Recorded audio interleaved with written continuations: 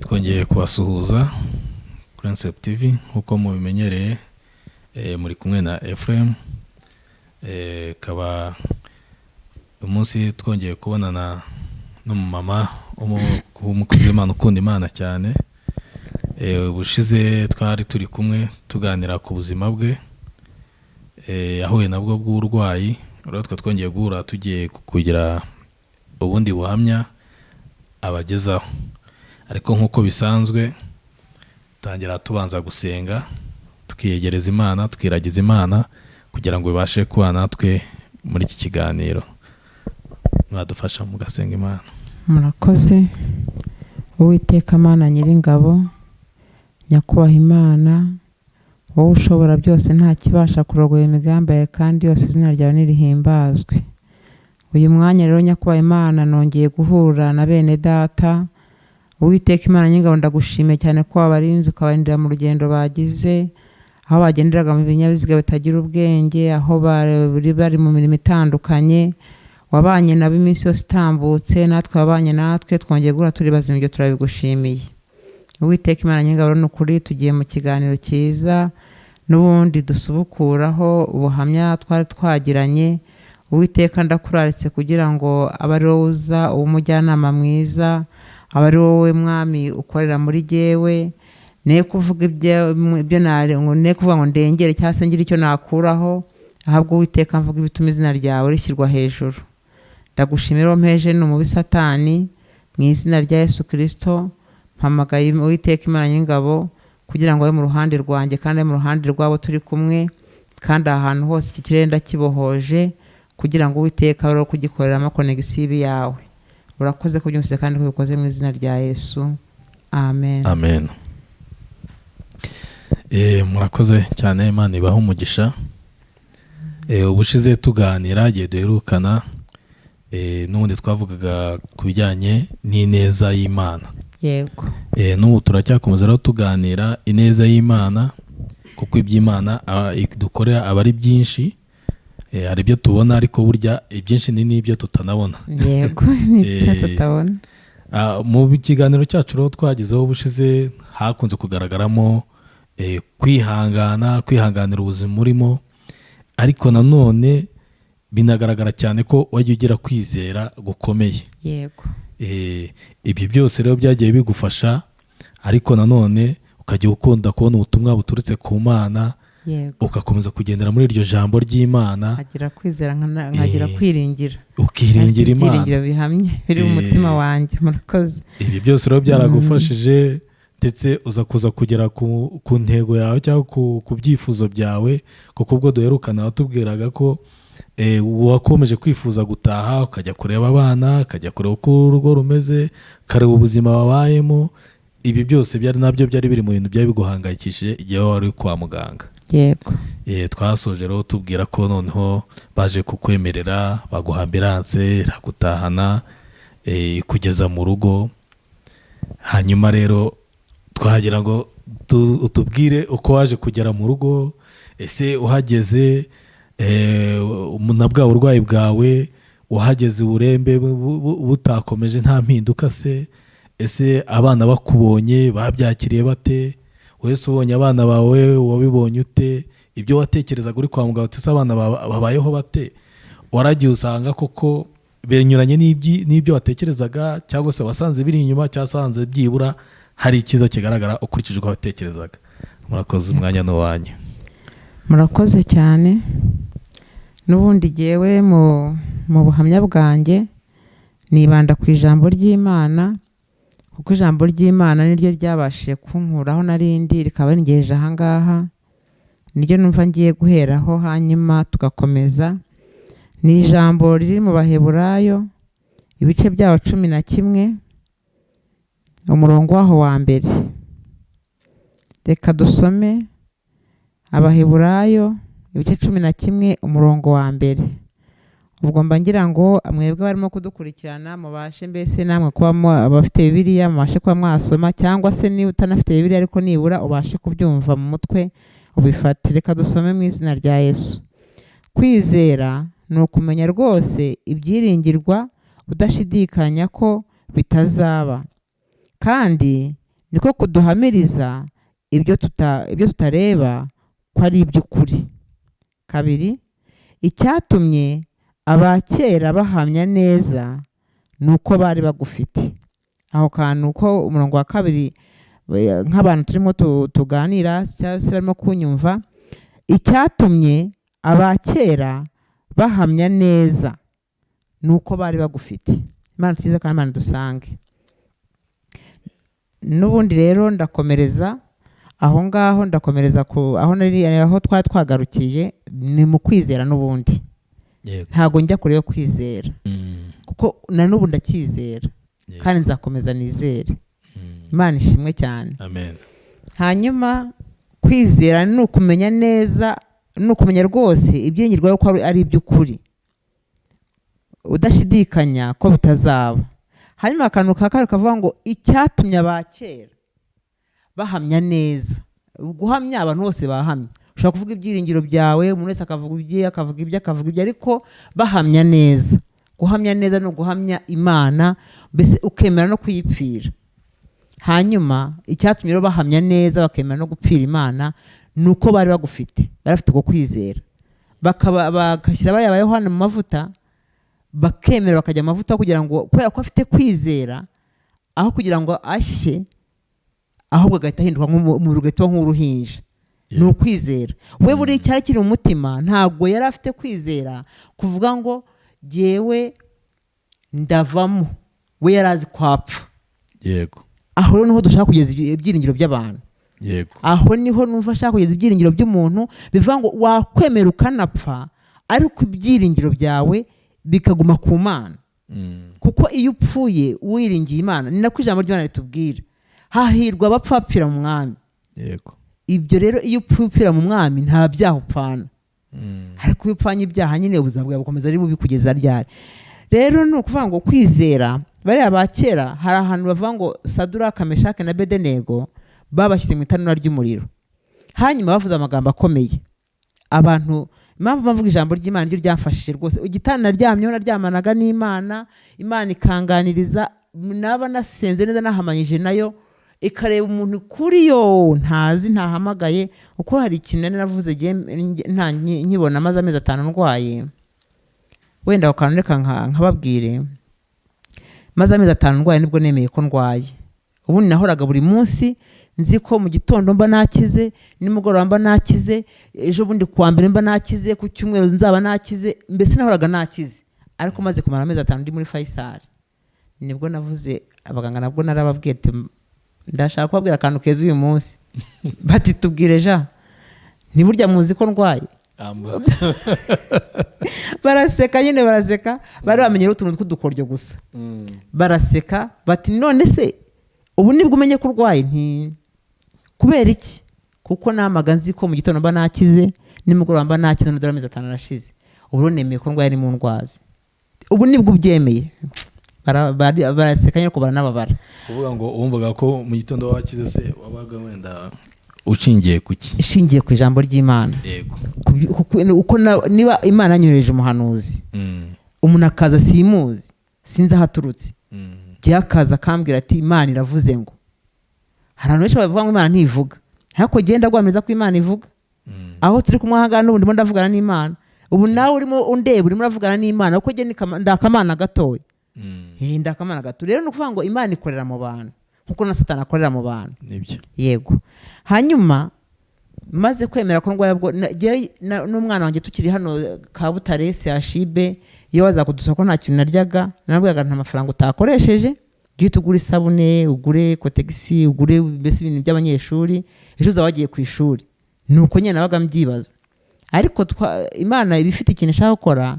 Hari umwana nari mfite najyaga nitaho, waragize ikibazo namaze kumuhuza n'umuryango w'iwabo, ariko umwana aza kugira ikibazo cyane, wabo bamutwikira ibintu byose. Ari 6e secondaire, 5e plutôt. Babitwitse ibintu by'abikapu n'amakayi n'ibiki byose. Ari ku ishuri wapi? Iwabo mu rugo. Hari muri vacances. Ansanga mu bitaro, umwana ansanze mu bitaro, ngo nagaciyemo, ansanze mu bitaro, umwana wanjye arambwira ati mama, uwo mwana nitarwa n'umwana wanjye nawe yitwa Joseline. Arambwira ati mama, turese kujya uvuga ngo igihe warereye ngo ntago uzongera kurera ngo biki n'ibiki, noneho umukobwa waramugira gute? Ndetse kandi reka mubwira aza kurebe. Umwana ambwiye ibibazo yahuye nabyo, ambwiye ati nibyo batwitse nabishyize mu rugo, biri mu rugo iwawe, iwanjye nyine mu rugo. Ndavuga ati ibi ni ibiki, iri gini ndaritwika gute? Uzi ikintu natwigishije iryo gini? Nahise mbwira umwana wanjye, nabwo ntibazajya ku ishuri kuwa mbere. Ati yego. Hari igikoresho na kimwe udafite? Ati nta kimwe, byose ndabifite, niterura ibago yose uko yakabaye. Hereza umwana ajye ku ishuri, dayimoni ahita ashya. Haleluya. Oh data, amina. Nikiwa zomene rere bini minikiwa data, urashoboye Imana. Nahise mbwira umwana ashyize mu kwizera, data, ndababwira nti mwana wanjye, ibi ni Imana yabikoze. Fata ibaga yose uhita umuha, hanyuma dayimoni yigaye. Umwana hari ku cyumweru kwa mbere ajya ku ishuri, tumata cyajya ku ishuri, arakomeza. Ariko umwana washaka kuba yarimo kurangiza na kaminuza cyangwa yarayirangije, ntago ndi kumenya amakuru ye. Mperuka gusa icyo nzi ko yarangije secondaire, nyimba tukiri kumwe, nyuma muri kaminuza yise ashaka. Ubu nibwo ntari kumenya amakuru ye muri ubu burwayi bwanjye, ariko sava nta kibazo. Rero aho hose ibyo byose nabikoraga nyine numva ko ntarwaye, jewe nyine ndi umuntu nyine umeze nk'abandi, mu gitondo mba nakize, nako nagira ngo mbabwire. Hanyuma nageze mu rugo, ubuzima bwari bukomeye, ariko ibyo sinabirebagaho. Nari mpangayikishijwe gusa no kumenya ngo abana banjye bararya, baranywa, baroga, barambara, bimeze gute. Narasubijwe rero cyane jewe, nubwo nageze mu rugo nyine nari mbizi ko inzara igomba kuzabaho, nari mbizi ko ashobora no kurwara. Noneho ikindi kintu mutazi, navuye muri Faisal mituweli yarangiye. Nari ndi mu cyiciro cya gatatu bisaba kwishyura mituweli, nta bushobozi. Murabyumva ko nta hantu bwagombaga kuva. Kandi nari nabwiye Imana ikintu gikomeye cyane. Nafite telefone, ndavuga ngo Mana, giye iyi telefone, nta na rimwe iyi telefone izagerageza umuntu w'Imana waremye, vuga ngo ndapfuye, ngo mbega ngo byakomeye, ngo mbega ngo turagowe.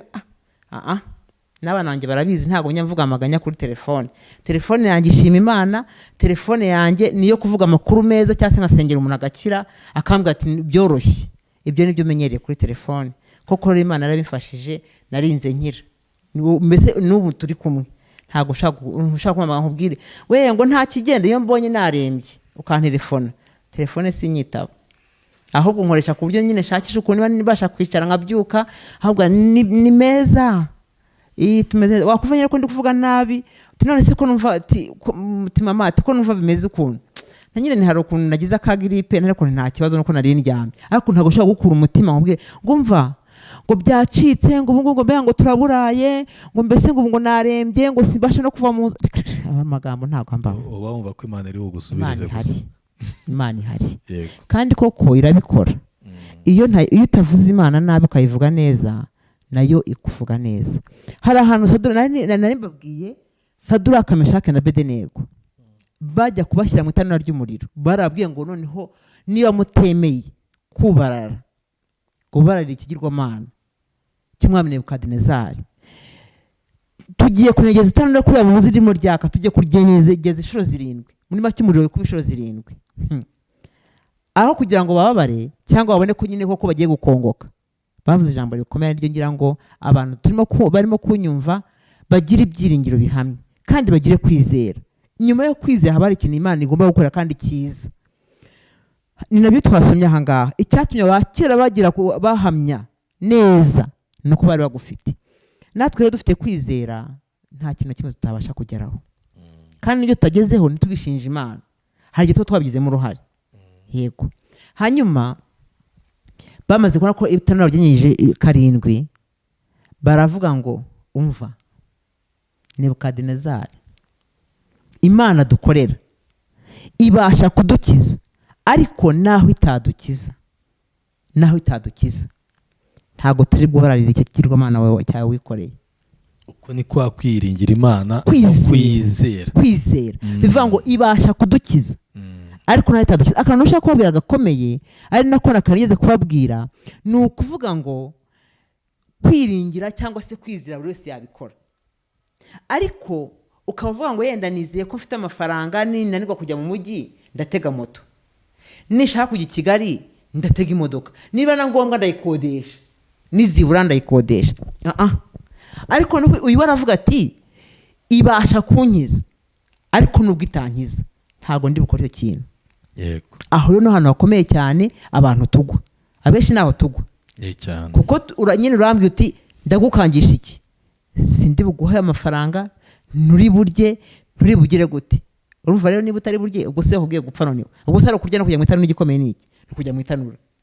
Ariko abakozi baravuze ngo yadukiza itadukiza ntabwo dukorera iyo mana yawe. Aho bari bamuvana inzira ku barushaho gushimangira Imana. Yego.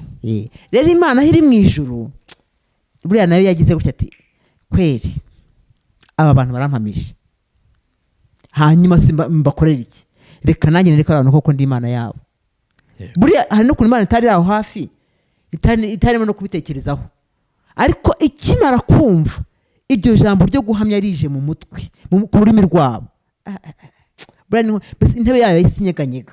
Ntabwo ati kweri mu isi hari abantu ndaje tubane muri uwo muriro. Niho batangajwe no kubona abantu bagenda mu itanura ry'umuriro. Hanyuma rero ibi tuba turimo dusoma, impamvu Imana igenda dukorera ibitangaza, ntabwo nasomye ijambo ry'Imana kugira ngo ntabwo ndi mu ivugabutumwa, nabwo birashoboka ariko nanaririmo nivuga mutima mu bundi buryo. Ko nundi ubuhamya bw'ineza Imana ikorera abantu, nundi ni ubutumwa. Ni ubutumwa, ni ubuhamya rwose, ni ubuhamya burimo ubutumwa.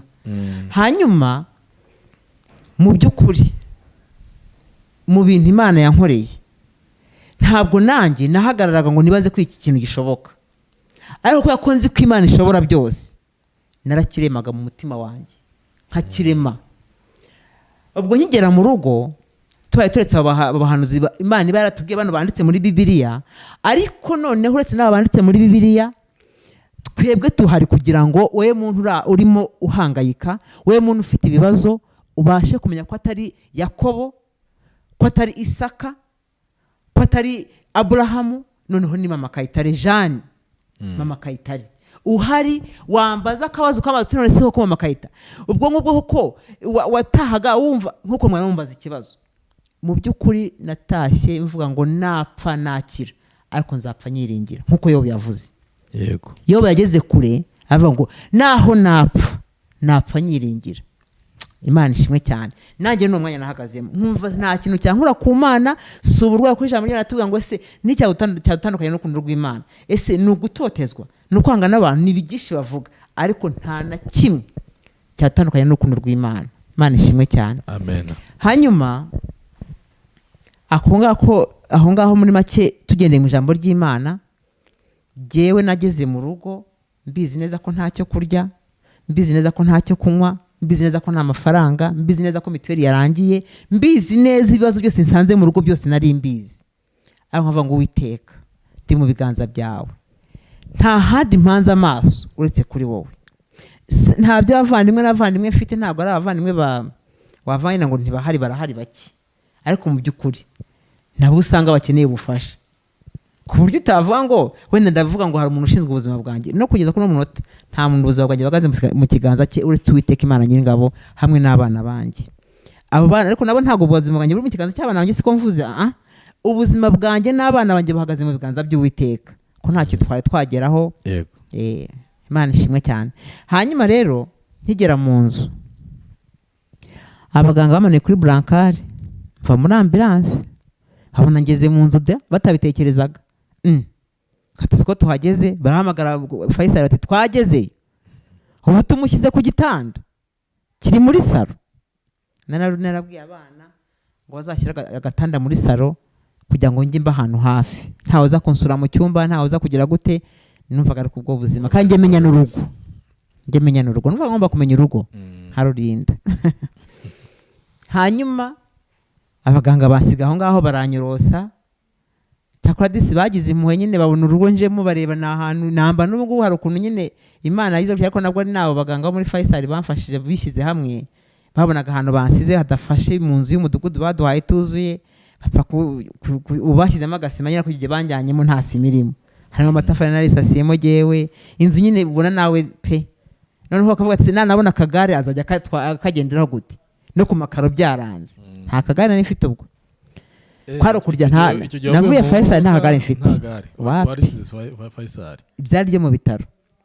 nari ntabona iryanjye muri ambulance bagutengase bantwaye kuri burankari kuri ka burankari gatwaye abantu yego ko muri ambulance yego akagare nakawe nyuma cyane nyuma binatinze kuko nase muri Faisal bakansabira nyine namaze kudepoza impapuro no mu karere turimo tugashakisha akabanje kuboneka nako muri Faisal ariko katari kagendanye nuko nari meze mu nzu y'amatafari ariko akarere kaje kuma kagare no kabasha gukorana n'ahantu hatari heza niki yego hanyuma mu nzu nkimara kwagera abaganga bansizemo bagenda bafite agahinda bari baratese koko umuntu ntarya umuntu nta kintu kimwe afata bizagenda gute koko nyine Imana ibaho umugisha bikoze mu mufuka nyine bansigira utuntu ngo ngura amazi nyine niko babyita cyangwa agasukari ariko mu by'ukuri mu buryo batanateguye ariko barabikora bakomeje no kunkurikirana ko bashoboye kose ku matelefone bakajya bampamagara se Jeanne wariye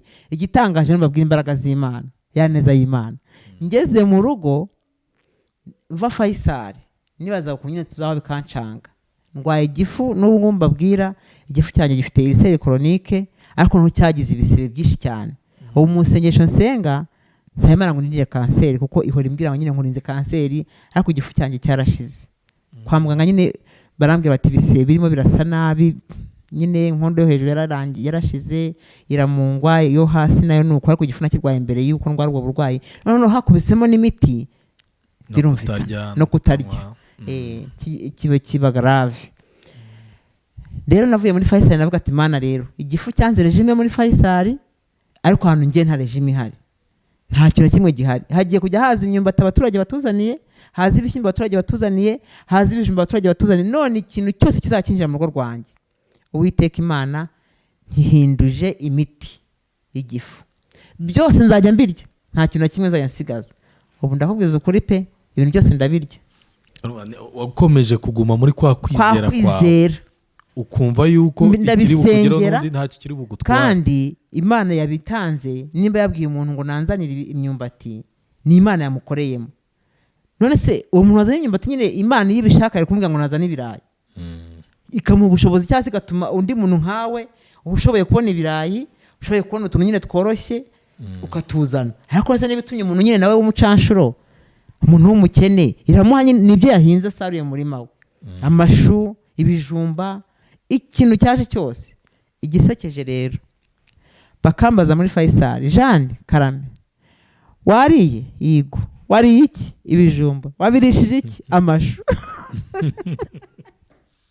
noneho bakumva ibyo bintu nawe bireba iyo sura ibijumba amashu kandi nabiriye nkabirya bikemera nkabona ndabimize mu gihe muri Faisal bankoraga ibintu bishoboka byose ibiki sinzi nuko babyita n'amapotage n'ibiki byose bikanga ariko nageze mu rugo kwa kuntu naje nasenze ndavuga nti Imana ahantu ngiye nta muganga nta murwaza nta kintu namba uretse wowe uzafashe rero ibintu byose bijye bingwa neza narabiriye rero rwose abaturage barantunga na n'ubu baracyadutunze rwose ibishyimbo turya n'ibyo baduha bamwe na bamwe bagenda batuzanira gutyo iyo mbonye ngize bampaye nk'ibiro bigeze nko kuri 5 ubwo nanjye mitafungurira abandi ntago nava ngo mbibike mu rugo mitafungurira abandi nanjye nkamya tubisangira hanyuma rero mu rugo hambere ikigeragezo gikomeye cyane ariko n'Imana ibana nanjye kuko ni naho yankirije niho yankuriye mu kagare yego nabaye aho ngaho muri iyo nzu nagomba gukora kine kuko nakorewa kine muri Faisal kine kujya gukoresha nyine muri kine abantu murabyumva ariko nta bushobozi nta déplacement nta bushobozi simbyuka sinicara sinakaraba uretse kubona bamanagura bagira gute nta na kimwe ugeze mu rugo yego urumva n'undi wari ukiri mu bibazo by'uburwayi n'undi nta kintu wari wakabasha kwifasha abana barakubonye birumvikana barishimye wenda nawe ubu birumvika ko wishimiye ko usubiye mu rugo ese abo bana ko numvise ari batoya ni nabo bakomeje kuguha bwa bufasha bujyanye n'isuku ibyo wakorerwaga byose kwa muganga ese ubufasha wabonaga kwa muganga ugeze mu rugo byaje kugenda bite ko abana twumva ari batoya murakoze cyane ako kana ari ngasimbutse abana barishimye ariko giye navuye kwa muganga nta n'umubishaka yabo wari undwaje nashaka ko asubira ku ishuri yaba nabo nasanze mu rugo bose ntibashaka ko ntaha. Muri make ari abaganga narabananiye n'abana narabananiye, impande zombi nari mfite ibibazo. Ariko ngumana n'Imana. Abana bari bababaye baravuga mama urashaka kuyahura, mama turagukeneye, mama turacyagukunze. Naje abana bafite ikibazo, arafu kwa muganga bafite ikirenze. Hanyuma ngeze mu rugo gusa ko nampageze nyine bapfuye kusa nk'abishimyemo gake, ariko barafite n'agahinda, bibaza eske tuzabigenza gute. Ariko uwo mwana w'umukobwa byamubereye, Imana yadukoreye igitangaza, aragenda akora ibizami. Akoze ibizami abona amanota aruta y'abandi banyeshuri bari barize mu wa gatanu.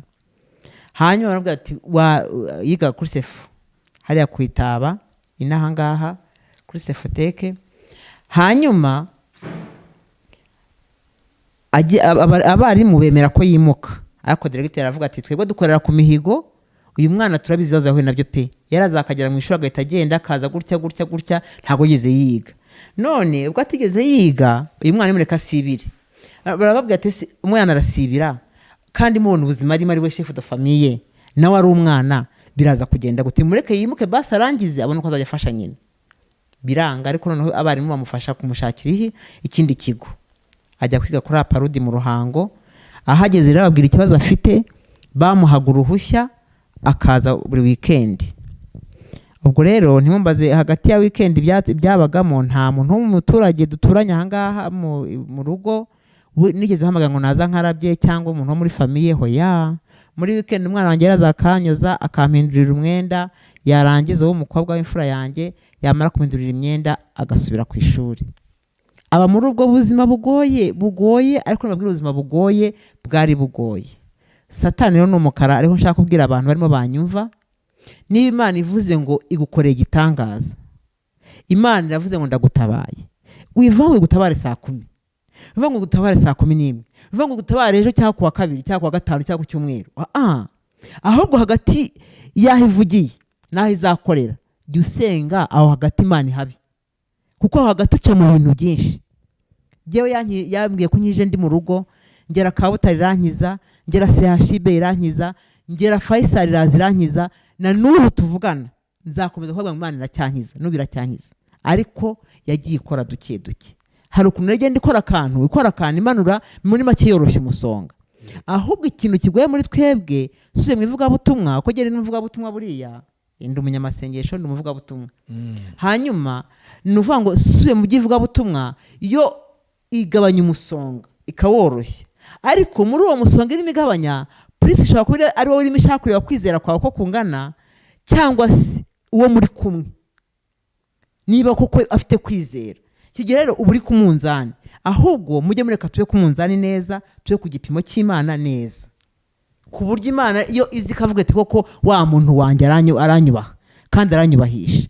Ibyo nibyo turimo kubura mu kugira ngo tugire kwizera guhamye, tugire ibyiringiro. Wumve ko umwanya uhagaze Imana ujya gusenga, Imana ikavuga umva Imana ivuganye nawe, Imana ikuhaye kurangiza kwiga, Imana noneho wava kurangiza kwiga batakwirukana ku ishuri. Bakwirukana ku ishuri ugatera wa muntu wa muhanuzi. Abantu bateka mutwe, abantu babeshya, kandi uriya muhanuzi ararengana. Nese niba Imana hari ijambo nasinye muri Bibiliya rirambwira ngo uburangare bukuraho amasezerano akamera nk'atigeze kubaho. Bivuga niba se n'Imana ikubwiye ngo igwaye kurangiza amashuri, wagera ku ishuri ukaba umusambanyi, wagera ku ishuri ukagenda ugakora ibyaha ukiba amakaye y'abanyeshuri ukayamara, wagera hehe waba uri umugore ugatangira kwadukira abantu bo mu rugo aho ngaho, ntabwo Imana izasohoza isezerano. Ubwo wayiteye umugongo, iyo iteye umugongo nayo irakureka. Ubwo rero muri ako kanya uba wivaniye amasezerano yawe. Bikazira iki umuhanuzi? Ariko umuhanuzi abarengana ko burya wanakorera Imana neza, ntabwo umuhanuzi yakwirirwa avuga. Rega nawe uri umuhanuzi, nawe uri kundira gutyo umuhanuzi. Uri umuhanuzi kubera ko Imana hari ibintu gukora, hari ibyo uyisaba. Wamara kuyisaba urimo usenga, ukumva nyine ugize ibyiringiro. Muri bya bintu wayisabye ko uti Imana genda umusore, ndashaka kuzashaka umugore wize amashuri, ndashaka kuzashaka umugore ufite akazi, uzanyubakira inzu imeze gutya na gutya Mana. Imana ikabikora ukazisanga uri umugabo uri muri shato, uri mu buzima wasabye Imana. Ahubwo atari kubintu ajya mbisa Imana nyiri umusore, kandi ntabwo nabonaga inzira byavamo. Naho rero aho noneho mu rugo rero nabaye muri ubwo buzima, umwana akajya ava ku ishuri akaza akanyoza. Satani ntiyabyishimira. umwana kuri aparudi, icyo kigo ni ikigo kigiye gifite ama esikariye 4e 5e 6e, ni ama esikariye agenda ajya hejuru. Hanyuma wiga yarari 6e, mu gitondo kari muri etide yahakoreye impanuka, ariwe murwaza nari mfite, ariwe mbese niwe wari nkaho ariwe mama. Akora impanuka nyerera ku gishwa cy'umuneke, amanuka kuri esikariye ya mbere agwa ku ya nyuma kuri 4e, agenda papa umugongo, kandi umugongo nawe wishe mama we. Umwana agera hasi ameze nabi, yagiye muri koma, bamujyana kwa muganga. Iyo saa 12:09 nicaye mu ntebe nicaramo mu rugo rwanjye, mfite intebe abaganga barambwiye ko yo gukora, intebe imeze nka sheza ariko itoboyemo ukuntu nyine, ubwo yari byose kuri njyewe. N'ibyo abantu tongo ni po cyangwa n'ibindi bintu byose bishoboka, uretse ko nta byabagaho. Nubwo natashye mu rugo, bya bibazo byose nta kimwe cyabagaho. Nari rero nka marayika, nta kintu nashakaga, nasonde bari bayivanyemo, ariko CHB baje kongera bayisuzamo nyimarana igihe hano mu rugo. Ariko nabwo ntacyo yakoraga. Gusa n'undi nakorerwaga inema na CHB bakazama randevu. Hanyuma umwana akora impanuka ikomeye, barampamagara kuri telefone, bimbere ibintu bikomeye. Niwo munsi nabonye nacitse intege mu mateka y'ubuzima bwanjye. Barahamagara ngo umwana wawe ngo agize impanuka, ngo avuye kuri 6e amanukana ku ma esikariye anyerera n'igishwa cy'umuneke, ubu ngubu nta yataye ubwenge, ari mu ruhango. Bamujyana kwa muganga, ndababwira ndabinginze nagarura ubwenge mumfashe mumuzane CHB basana azarwarira nkajya mureba, cyangwa se niba ruvuzwa ataha azave mu bitaro basi mumuzane mu rugo basi menye ko basahumeka. Aho navugije induru cyane mu gitondo kimwe saa 12, mbwira Imana ngo ntago mbashije kubyakira. Ndayihamagana nabwo ntoya ntago mbashije kubyakira. Ntabwo nararebye ndeba aho nari igiti, aho no kurigitira ndahabura, ndeba aho naguruka ngo nce mu gisenge cy'inzu ndahabura, sindi bunyeganyege, aho mu ntebe banshyiramo banteruye, bakongera kunkuramo banteruye, umva birandenga. Ariko Imana yo mu ijuru yaje kumukiza, baramuzana akajya aryama ku gitanda cyanjye acuramye, nanjye njye ndeba ruguru, akajya mpanagura yicaye atabasha guhaguruka, biza kugeza asubira ku ishuri, ariko nawe afite ikibazo. Imana yakoze igitangaza rero, umwana ariga, akomeza kunkorera isuku mu rugo. Hanyuma mu mibereho bijyanye no kurya byari ibintu bigoye cyane. Abana cyakora Imana yarampa abana b'umugisha, bamara iminsi ibiri batararya, ntibukabona ntibanteje ikibazo, kandi bakajya ku ishuri. Ngasenga Imana, havuga ati Imana ndakwinginze, aba bana nta wundi muntu bareba, nta muryango, nta shinge, nta rugero, nubaha ibyo kurya. Nko ku munsi wa 2 cyangwa wa 3 nkajya kubona nkabona umuntu aje yikoreye. Igitangaje cy'Imana rero, niba Imana izi ko nta makara dufite, urazana ibyo kurya uzane n'amakara. Ntago nzi ukuntu byagendaga, amakara kaza n'ibyo kurya bikaza. Niba izi ko dukeneye amafaranga, nta sabune nta munyu nta kintu na kimwe dukeneye amafaranga, isukari, ubwo nutazana isukari n'amafaranga, urazana amafaranga. Imana igenda turwaza muri ubwo buryo. Imana rero zakunkorera igitangaza kugira ngo nongere mbone ko njya kwa muganga, ko byari bimeze nabi, nari meze nabi n'ubundi. Ubwo humva nari ndi mu nzu rwose, sinahindukiraga, barampindukizaga abana, ariko nkagira Imana ko kundi nahindukiraga. Imana yari yarambwiye ko ntazongera kujya muri koma. Imana umuntu yaje kunsura nabwo aho mu rugo, Imana y'umuntu ntabwo nzongera kujya muri koma. Abana bakampindukiza uko babonye, umva ntibazi n'ibyo bakora, ariko sinjye muri koma. Hanyuma haza kuza abantu baje kunsura, Imana ibaha umugisha, bamwita Papa Gasaro. Baje kunsura n'undi muntu bari kumwe, agira agahinda cyane ko twakoranaga gihe mbere yuko ndwana ari umucuruzi, naracuruzaga, twarakoranaga mu mujyi. Yibaza ahantu bahura n'umwana amaze ahantu, barambwira ati mama yararwaye, twabaye mu bitaro, mama muri make ntasohoka mu nzu, mama yararwaye birengeje. Umuntu yaje kunsura ageze mu rugo koko asanga ibintu birakomeye, afite imodoka. Arambwira ati rero numva nakwemeza ikintu, ngiye kujya kujyana kwa muganga ngiye kuvuza. Byabayeho, akageza akamfata, abantu bakaza, abaturanyi bakaza bagaterura bagashyira mu modoka, kwa kujyana modoka ndyamye, nta kwicara, nta kugira gute, akagenda akamvuza, akanyura, akanzana mu rugo, agashaka abantu banterura, nanone agaterura agashyira mu nzu, akazaza nyine namara nk'umunsi umwe cyangwa se iminsi 2 akongera agaruka, ankoreraho umugisha. Ariko nyine ibintu byo muri kine biratinda. Imana yaratugaburiye, Imana ikomeza dutunga muri ubwo buryo bugoye, ariko ibikomeza iradutunga. Ariko ntihabuzeho n'iminsi igeza muri 2 twabwirirwaga cyangwa tukanaburara 3, iminsi myinshi twagize ni 3. gusa wenda umuntu yanakwibaza watubwiye uti sonde yo bayivanyeho ukiri muri Faisal. yego ugeze mu rugo ibyo byose wagiye udusobanurira bazanaga byo kurya n'iki ese n'abana gusaryaga wowe ntago washoboraga nararyaga wararyaga ariko noneho ikijyanye nta bezo wagiraga zo kujya kuri toilette wapya anakimwe. Okay, hanyuma nyuma y'iki gihe twavuga ko waba waramaze igihe kigana iki kugira uze kubasha kutagera kurya hagati yo kugukuraho sonde no nkigera mu rugo nkigera mu rugo natangiye gufata utuntu duke kandi bikemera.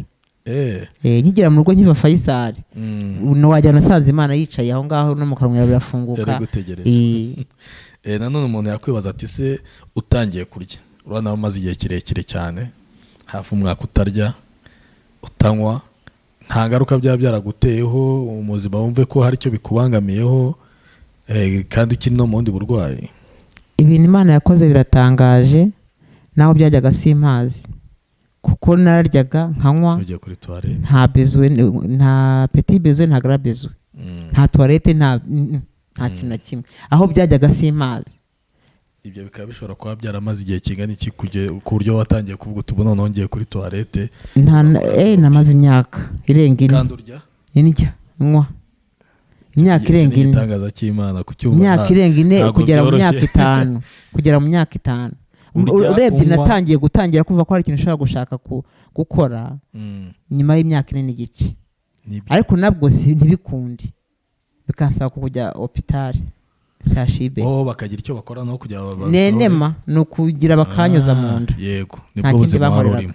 Nibwo buzima nari ndimo. Ntabwo umwaka imyaka 2 imyaka 3 imyaka byoroshye urumveka ko ni Imana yakubaye hafi gusa. Ni Imana. Nta nubwo none yarabyibazaga eske ibintu arya bijyahe nanjye nkabyibaza kandi simbyimba inda ngo ubone inda yabyimbye ntago nzi ibintu Imana yakoraga aho byajyaga simpazi. Kujya kogesha mu nda ubwo 2 cyangwa 3 wabaga umaze amezi 2 cyangwa 3 kubera umwanya w'abaganga. Imana yahabwa icyubahiro. Amen. Rwose Imana yamagazeho ubu nta muntu nabyumva muri make bajyaga kunkorera enema mu gihe bo bagize umwanya bakampamagara kujya nta kibazo kindi nari mfite uretse déplacement kandi namaze kubona déplacement njyana uwo muntu yaranjyanaga ariko ubwo nagiye kumubona nyine maze nk'amezi 2 mu rugo. Wowe se ayo mezi 2 nta kubangamirwa?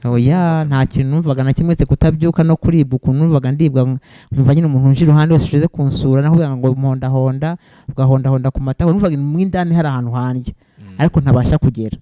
Ubwo waba undi iruhande nyine ukampondahondera ukajya umpondahondera amaguru umpondandira ku matako basi nkumva ariko nabyo sinabyumvaga naho akubitaga sinahumvaga gusa numvaga ari nk'ibintu nuko ubona gusa kurimo bikora. Ariko nta buzima nari mfite gusa Imana irahambaye. Hanyuma ubwo umwana yaje gukira arakomeza nyine wa murimo we wo kujya ankarabya akajya ankarabya kujya kwa muganga. Uwo mugabo yaranjyanaga abaganga bakaza bakaro bamfata bakankorera ibyo agomba gukora byose nta kundi. Hanyuma rero tugeze ahantu heza cyane hashimishije aho mariye kubonera akagare. Byaratinze ariko naje kukabona. Maze kubona akagare rero navuze Imana rero wowe tubana muri iyi nzu ndakwinginze. Intoki zazitangiye kubasha gukora ariko ntacyo nafata mu ntoki ariko nanyeganyeza intoki nkaba nagira gutya nkaba nakora nko ku kintu gutya ngo nasifate ngo mbe nafata nko kufashe bike ariko mu by'ukuri ukabashyira mu ntoki gutya nkitakare ku buryo noneho wabasha kumva ikintu ukozeho cyangwa umuntu yakurya nk'urwana. Ibyo ntabwo nabyumvaga. Ni ibintu byizanaga nimenya nk'ubwoko bwakoraga ahari. Ntabwo numvaga aho mfashe nta nabyo cyako nkatanga mbyumve nta cyako kujamba ngo nyumve nta nubwo nanashyaga n'amazi yose barazaraga nkakoramo nyine kugira ngo barebe ko ngira gutya wapi bakabona zashya. Hanyuma rero naje rero kujya nkomanga ku gikuta ndyamye nkajya mvuga ngo Mana nkomanga ku gikuta wampindukije abana bagushaga sana nahindukiye abana rimwe biraba baje uko base bandyamishije basanga nahindukiye batema tumusise n'abandi bagusuye ariko igitangaza kindi Imana yankoreye kuva nagera mu rugo ambirasi kinsiga mu rugo abantu barazinga imbabazi zanjye kubera ko ntumva nta muntu uri mu rugo barazinga imbabazi zanjye no kwa muganga niko bavugaga ariko Imana yankoreye igitangaza gikomeye cyane ntazibagirwa. Mu rugo rwanjye kuva nakwinjira mu rugo hahoraga abantu, uhereye mu gitondo neza nyine ko bazajya basiga bafunze bakigira ku ishuri, ariko nkavuga se Imana bazamfungirana mu nzu, ibisimba ishaka. Habaho rero kuvuga ngo bajye basiga bakinguye, Imana yo ikajya yohereza abantu mu gitondo baza kubasaba nk'ikintu, noneho uje akicara mu ntebe ntahaguruke, abana bakajya kwishona barimo bakerererwa, wahunda gihari bakigendera, gasigara mu nzu, umwe bakaza sari kuzura, wabona umwanya utarimo undi yaza undi agahaguruka ati ngiye naje, kandi birirwa gutyo hatari abakuru habaga hari abana iminsi yose mu myaka 4. Umuntu yavuga ko ari nk'uburinzi Imana yabaga ni uburinzi Imana yashyiriyeho, n'abamarayika babaga bagusuye. Icyo ntabwo kugishidikanya. Uhereye mu gitondo saa 12 abana babyukaga bagira ngo bari ku muryango, nta buri kintu baza gusaba ngo banasimburana, umwe asohoka undi yinjira, na salo agezaga kuzura, noneho bagasigara noneho utanga umwanya wo kugira ngo nduje abona aho yicara.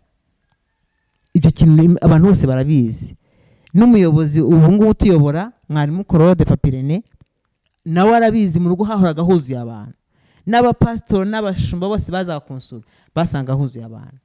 Muri make nta na rimwe nta segonda nimwe gukinga saa 3 bajya kuryama abana, nabwo byabindaga kubirukana ngo abana biryamire. Ubundi habaga hari abantu. Hari ikintu gikomeye abaganga bari bagizeho dute cyane, kavuga ati byanga byakunda amabanda zakwiba, kiri yakabiri bazagufata ku ngufu. Ariko ibyo nasenze mbitekereza giyewe, nabwiraga ndabwa ntari kubwo uburinzi bwanyu mona bwakoriye.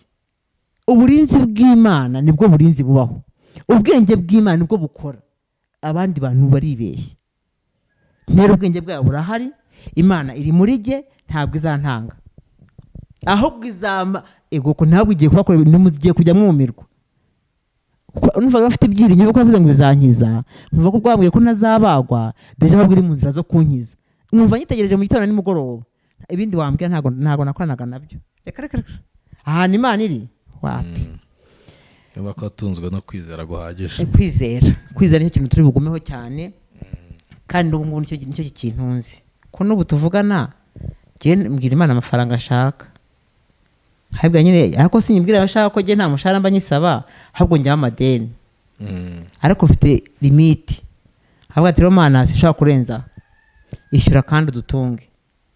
Imana ikabikora, nta konte ngira, ahubwo sigaye mbona bazishyiraho mu mirimo y'itorero cyangwa mu bindi no mu bindi, ariko nta konte ngira. Oya, ikonte ifite ni imwe y'abakene nyine iba muri sako ku murenge. Fashirizwaho na leta. Fashirizwaho na leta. Hanyuma abana rero bakajya ku ishuri bakaza bakansanga nta rungu, ntigeze nirwa mu zugiye nyine. Iyo nza kuba mfite icyo shaka bari kujya bakima, ariko nta kintu nakeneraga na kimwe. Nuko kurya gisinigera gasonza, naho nagusaba atetse nkabona barangaburiye, ariko ntabwo numvaga ngo ndashaka amazi yo kunywa ngo unyota iranyishe ngo ntabyo nigeze. Oya, noneho nuko gahunda gusa ukavuga utenda none reka rye ko mbibireba n'amazi. Nuko gusa nyine babizanye bakama. Wumvaga icyanga se? Icyanga ibi bishye n'ibyo kinabimenyaga. Guhumurirwa mu kanwa subwo nabijyagamo arahoya, ibyo ntabyo nzi. Ibyo kubiha no kuryoha ntabyo nzi, kuko nta mahitamo nari mfite. Rega buryo bihirwa kubera ko hari ikintu uri buhitemo. None se watetse ibijumba, watetse amashu, birebe nawe bikiza abanege n'amavuta babaga bafite bana yatogosheje ukuntu gutya agashyiramo akunyu. Hanyuma subwo iryo shu nicyo kijumba koko, subwo cyangwa ubundi cyavaye. Nyine icyanga ni cyo cyuko ubifite, ufite uburisho n'imboga. Sefini. Ibyo kuvuga ngo biraryoshye burya kuryoha no kubiha bituma biterwa n'amahitamo. Hawe nta mahitamo rero ufatiraho bigereye. Bantu mu nyumva rwose reka mahitamo aza byabaye. Imana iba yashubije yaciye akanzu. Yego. Hanyuma rero muri ubwo buzima bwo mu rugo bwawe buzima burebure cyane bukomeye, bone ko nivuza abantu bazakanjyana, ariko nawe ntabonye unjyana nkigumira mu nzu, ntabwo nanubatse mu byo kwivuza, nanubatse ku Mana. Hanyuma aho umwana akiriye arangiza kwiga, Imana dukorera igitangaza gikomeye cyane. Nari ndi mu bitaro CHIB meze nabi, igifu cyarabwurebye, hari ibyo bintu byose naryaga n'ibiki byose byagize ikibazo cyane ku gifu. Ariko n'ubu nari nkirwaye na fase n'undi cyari kimereye nabi na mbere yose yo ndwara, ariko cyagize ku rwego rukabije. Nibaza niba kutarya, niba ari imiti, niba ari byo naryaga, ahubwo ntago nzi icyo ari cyo. Kugeza aho umwana wanjye yari yarangije sizi, amara ko tazi ko azabona diplome, ko ntago yigaga.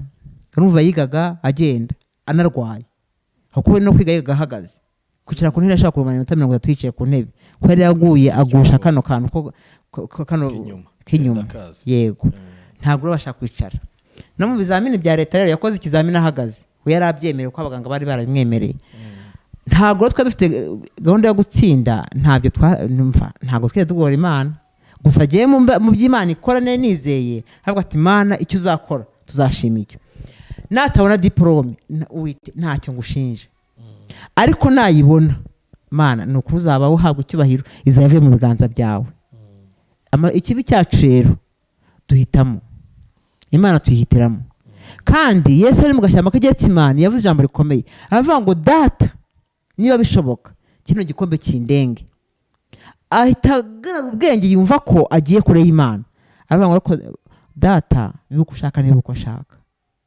natwe rero tugize kwemerera Imana ikadukorera ibyo ishaka burya amahitamo yayo tukayemera hari igihe gushyira mu kaga arimo n'igisubizo cyawe kiri hari igihe guteza ikibazo ariko nyuma y'icyo kibazo hari igisubizo ariko ntabwo washaka kubibona iyo udafite kwizera ariko ufite kwizera ngo Imana niba wemeye ko ibintu biba urakoze ukayishimira hanyuma bisohoremo amahoro ntakiraniwe ngo nkora ibyaha naho ngaho ubundi tugomba guhagarara muri uwo murongo Imana ishaka Imana tugire neza umwana rero twari turi mu bitaro merewe nabi igifu kimeze nabi barimo bavuga ngo bagiye kuntobora ngo batobore mu gifu bashyiremo sonde bajye bangabura muri sonde ibintu bimeze nabi ndembye mwene hano amafu hano inyuma yarabyimbye ntazi cyabiteye kumwe ngo harimo imiti bari banteye ngo ifite imbaraga nyinshi cyane zirusta izo jewe naho doze nyinshi natewe ziruta nagomba guterwa igufa rya hano rirabyimba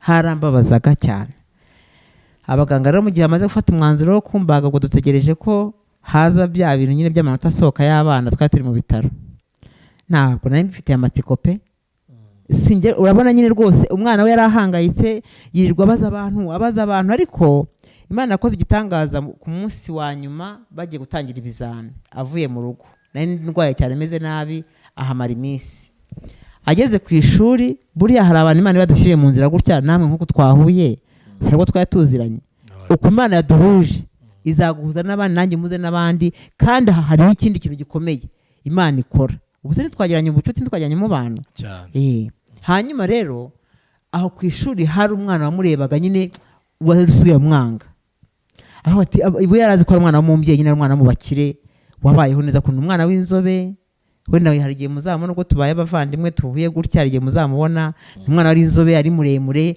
mbese muri make ukabona ko n'umwana w'umubyeyi ariko Imana ifite uburyo inyuranye n'ibyo abantu bibwira ubundi ntigeze duteza ikibazo cyo kuvuga ngo abantu n'abakene cyane inzara ntabwo wandanga ngo ntacyo nasize mu nzu reka ntandanga ngo umwenda n'umuntu wawumpaye ubwo si wabihera atari je mbikubwiye ntaho wabihera ndimo nigenda bavuga uti boss wamfunguriye kandi ugasanga mu mufuka nta kintu ufitemo ariko Imana ifite ubushobozi n'ubutwari kandi Imana ifite imbaraga umwana umuhungu arareba atari ko uriya mukobwa umunsi yagarutse ku ishuri afite umujinya nisuko yaramukunze cyari ikindi kintu ahubwo ni wa mwana uba ufite ubwenge n'Imana yako yamuyoboye yamugutunzeho inkoni nkuko batunze umwami yatunze inkoni Esiteri atari ko ari we mwiza mu bakobwa bose bamutambutse imbere ariko ubwo n'Imana yamutunze inkoni avuga ati uriya mukobwa giye mbabajwe n'ababyeyi bamubyaye ntazi habari ntazi ko ahubwo ari nyiramiruho ari wa wundi wo gusengerwa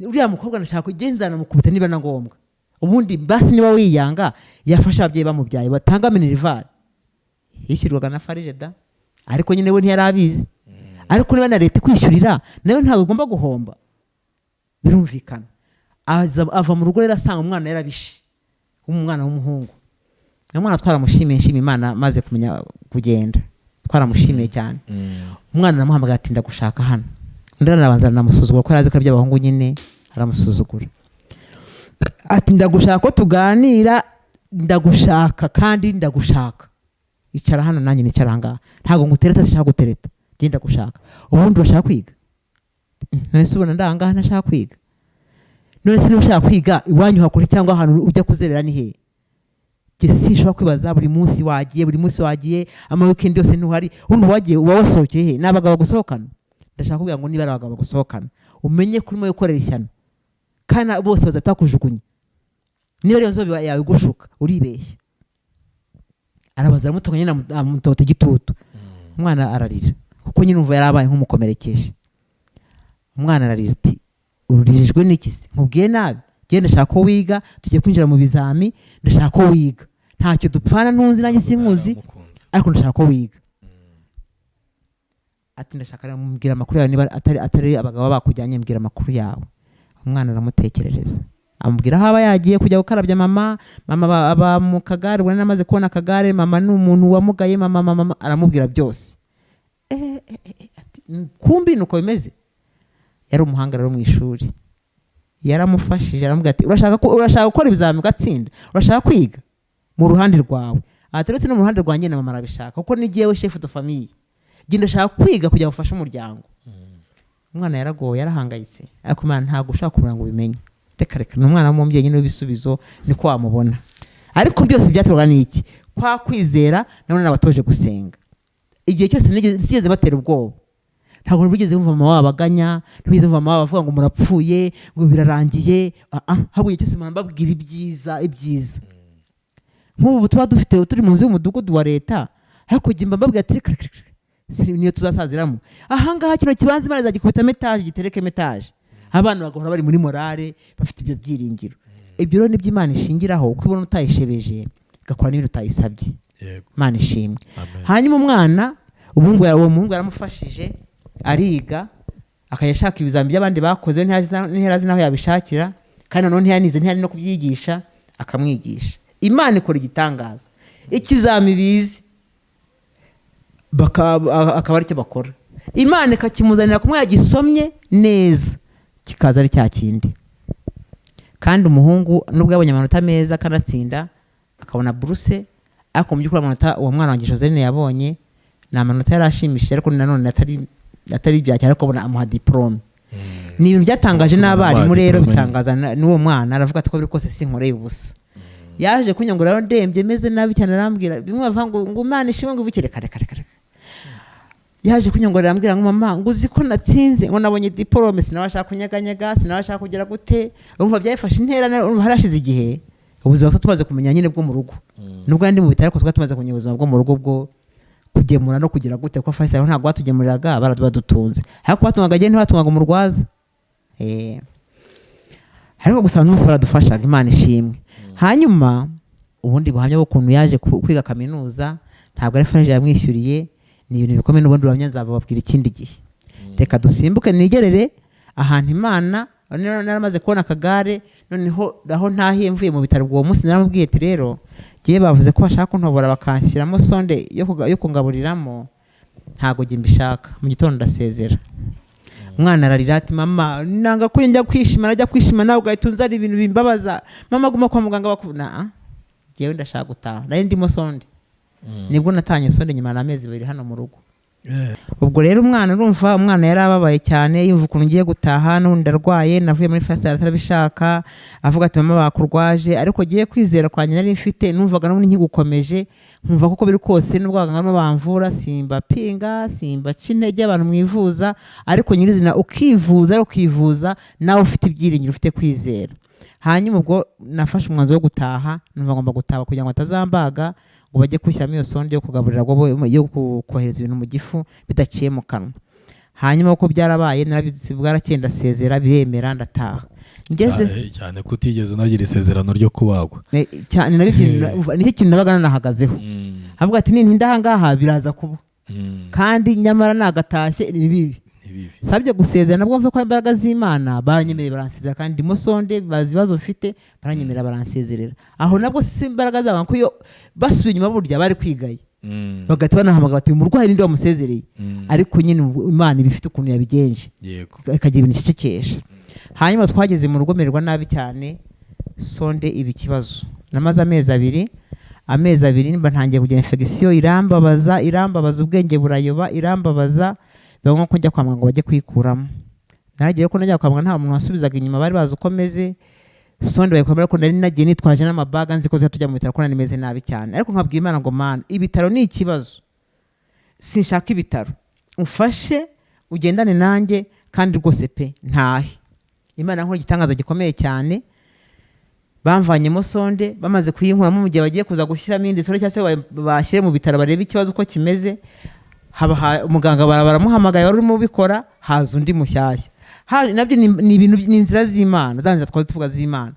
Hanyuma uwo mushyashya uje wundi uje si umushyashya ngo nuko ari umuganga muto, ahubwo nuko gusa ariyo wari uje gukora muri urgence.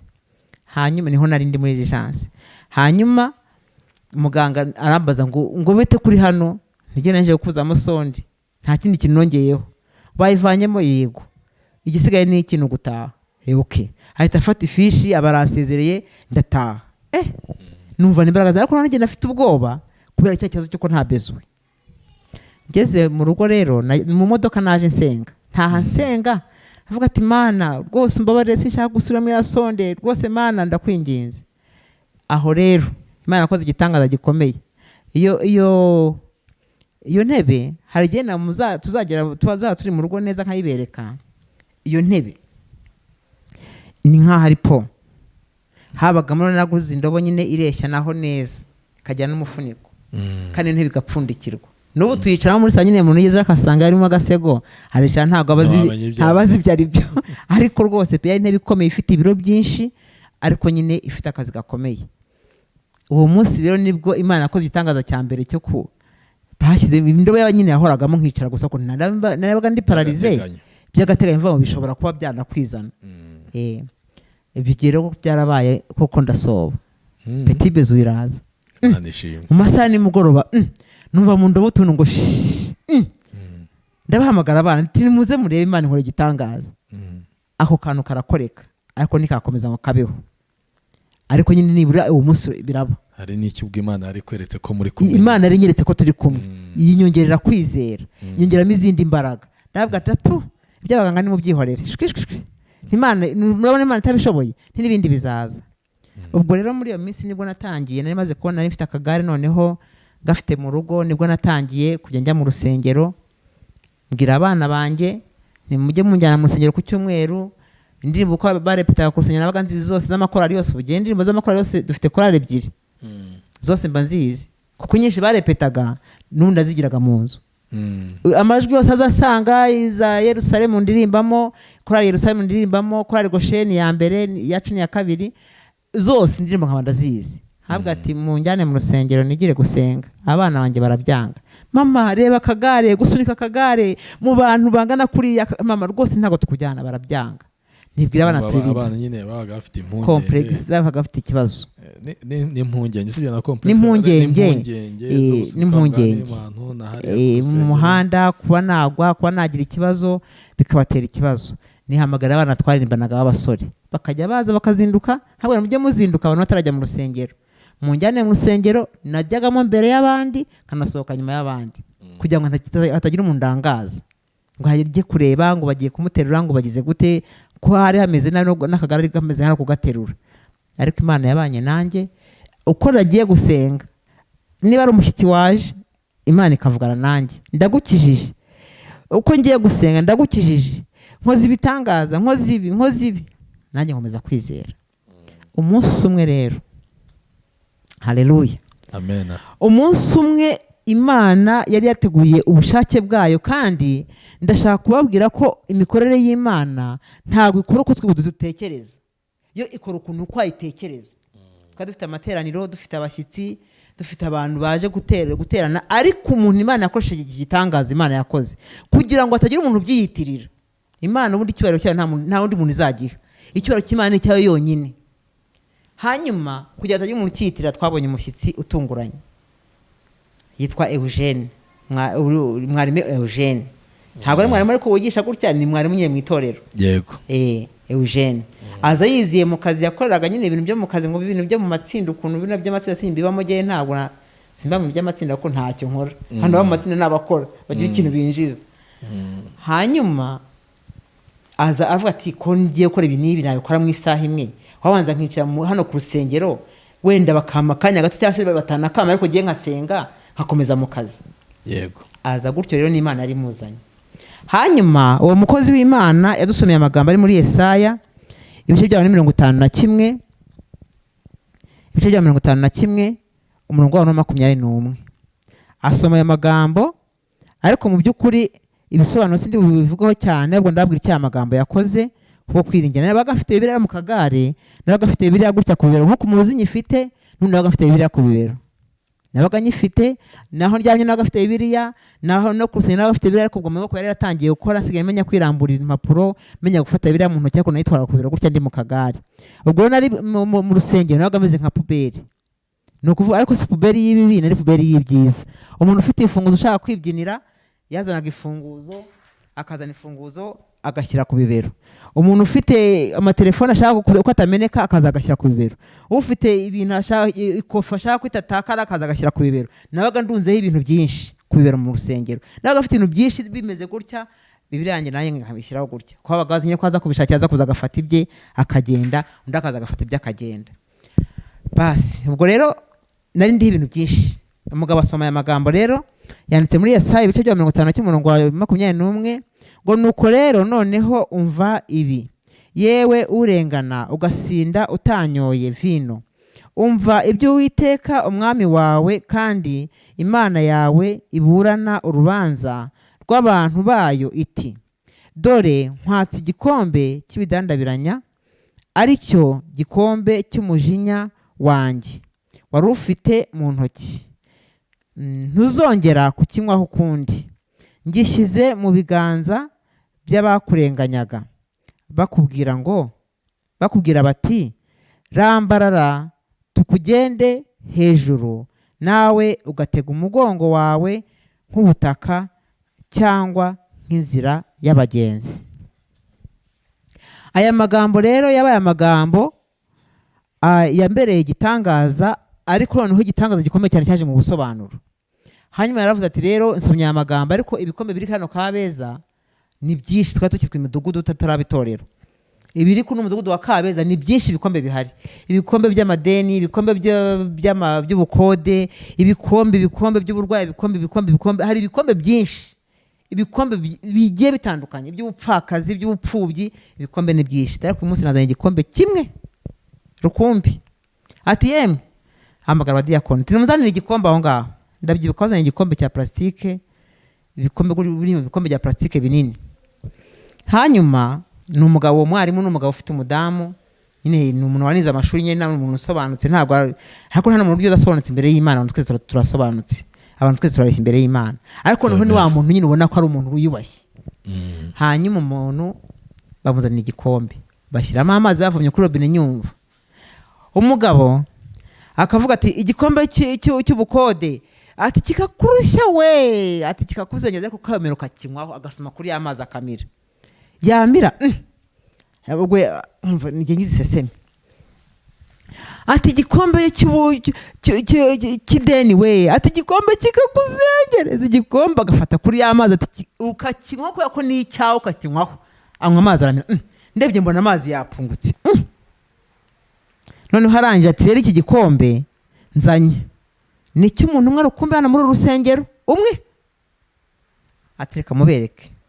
Abarakizanye kuri Bibiliya, ku bitabo by'indirimbo, ku bintu byose mfite, ku bibona bya telefone n'ibifunguzo n'ibiki, akineretse ku bibero. Mpita numva nuzuye umwuka wera. Nkurikije amagambo yasomye, nkurikije isobanura arimo asobanura, numva nuzuye umwuka wera. Numva nyine mbaye ukuntu mpindutse mu mubiri. Arangije aravuga ati, ahita nyine asubira mu busobanuro bw'ijambo amaze gusoma. Ati rero ati iki gikombe, ubwo jyewe navuye mu byo agiye gusobanura, noneho ninjira mu bintu by'ibyiyumvo byanjye. Ntekereza bivuze ngo aya mazi adatetse, kino gikombe gisa nabi, arimo arakinyweramo kubera jyewe. Agisomye haranywa, arongera asoma kabiri aranywa, asoma gushura gatatu aranywa kubera jyewe. Umuntu usuzuguritse nkanjye, bintu birandenga, numva birandenze. Noneho muri jye ubwo ndimo ndatekereza mu mutima wanjye, ijambo ririmo rasobanura umuntu uvuga utumwe n'amavuga, ariko jye sinyina mwitayeho, ahubwo jye ndimo ndatekereza ndimo senga, numva ninje mu mbaraga zo gusenga. Hanyuma ndavuga ubu kino gikombe jyewe ubwanjye Mama Kayitare, kino gikombe ntiwakimera amazi ngo nyanywe, ntiwamvomera amazi kuri robine mbiruzi, niyo naba ntabiruzi ntazaho amazi avuye sinshobora kuyanywa. None umuntu nk'uyu usobanutse gutya anyweye amazi muri kino gikombe, byongeye yo muri robine hanyuma ayanyweye kubera njyewe. Ndavuga ati kweri uzi yuko burya ni umuntu ukomeye. Numva nzanye ibintu byo kuva ndi umuntu ukomeye, numvanye ibintu byo kubona umuntu umeze nk'uwo nguwo amazi ndavuga nti ari umugore we ageze mu rugo bazana akabase. Ubwo rero ndimo nibwira ndimo ndasenga mu isengesho, je ninjiye mu isengesho sinyitaye ku barimo basobanura, ibyo ntacyo bikimbwiye. Ndumva ko gusa nyine ibyo bavuga ntabyo numvaga. Ubwo nari maze nk'umuntu muganira n'Imana, numva ubu kubera njyewe ubu nagera mu rugo rwe baramuzanira amazi, bazane mu kabase keza, bazane mu ijaga nziza, bamukarabye amazi ashyushye cyangwa se nawe nakonje ariko mu tuntu twiza. Kiriya gikombe ntabwo bakimukarabishamo, none igikombe batamukarabishamo akinyweremo amazi kubera njyewe. Ibintu birandenga, numva bitangira gutya, numva ngize ukuntu ko gushishira, numva nuzungura ndimo senga vuga ngo Mana kuko kino gikombe nginyweho bwa nyuma, uko ijambo yarisomye numva nanjye neza amatwi. Ubwo nyine numva nagiye kwisenya muri iri jambo. Hanyuma ngize gutya nyeganyeze, niba ko mfite Bibiliya igikombe cyuzuye amazi, niba ko ubwo mazi amenetse mu bitabo, niba ko amenetse mu bintu byose, njya kureba amazi nayo yariyumviye Imana. Amen, haleluya. Amazi nayo yariyumviye Imana, ntabwo yize ameneka muri Bibiliya, ntiyize ameneka mu gitabo cy'indi nari ifite, mu matelefone y'amataci y'abana nari ifite ku bibero, nta mazi nanyeganyeze. Kandi nagize gutya numva ndasimbutse, numva ko nuzi imbaraga z'Imana. Hanyuma nkanuye ngarutse mu mubiri, nahise ngaruka mu mubiri, nkanuye mbona amazi nta yumviye Imana, ntabwo bijyanye n'iby'Imana. Mpita nkomeza ndasenga ndavuga nti Imana iki gikombe nyine bwa nyuma koko Uwiteka Imana nyir'ingabo rero umukozi nk'uyu wawe yemeye kunywera muri kino gikombe gisa nabi, amazi avuye muri robine nanjye ubwanjye ntanywa. Ukuntu rero naje kushiduka Imana yantumuye mu kagare, ubwo ahantu bamparikaga nyine ahantu rwose hiherereye bakashyira aho hantu. Ukuntu naje gushiduka nisanga ndyamye hagati y'abacuranzi na pasiteri n'abashyitsi bari badusuye n'umuvugabutumwa ruranga, ariko nari mperutse kuvugana n'Imana ijambo rikomeye.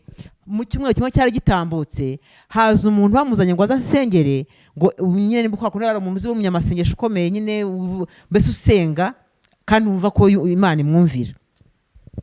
Atubwira turi muri sari wanjye, arambwira ngo Imana ivuganye nawe ngo iragiye kunkura mu kagare, ngo ariko izankura mu kagare ndahantu mu rusengero. Ati urwo rusengero sinzi urwo ari rwo, niba ari urw'iwanyu cyangwa urw'ahandi uzaba urimo, ati simbizi, ariko mbonye Imana ikuvana mu kagare kandi uri mu rusengero.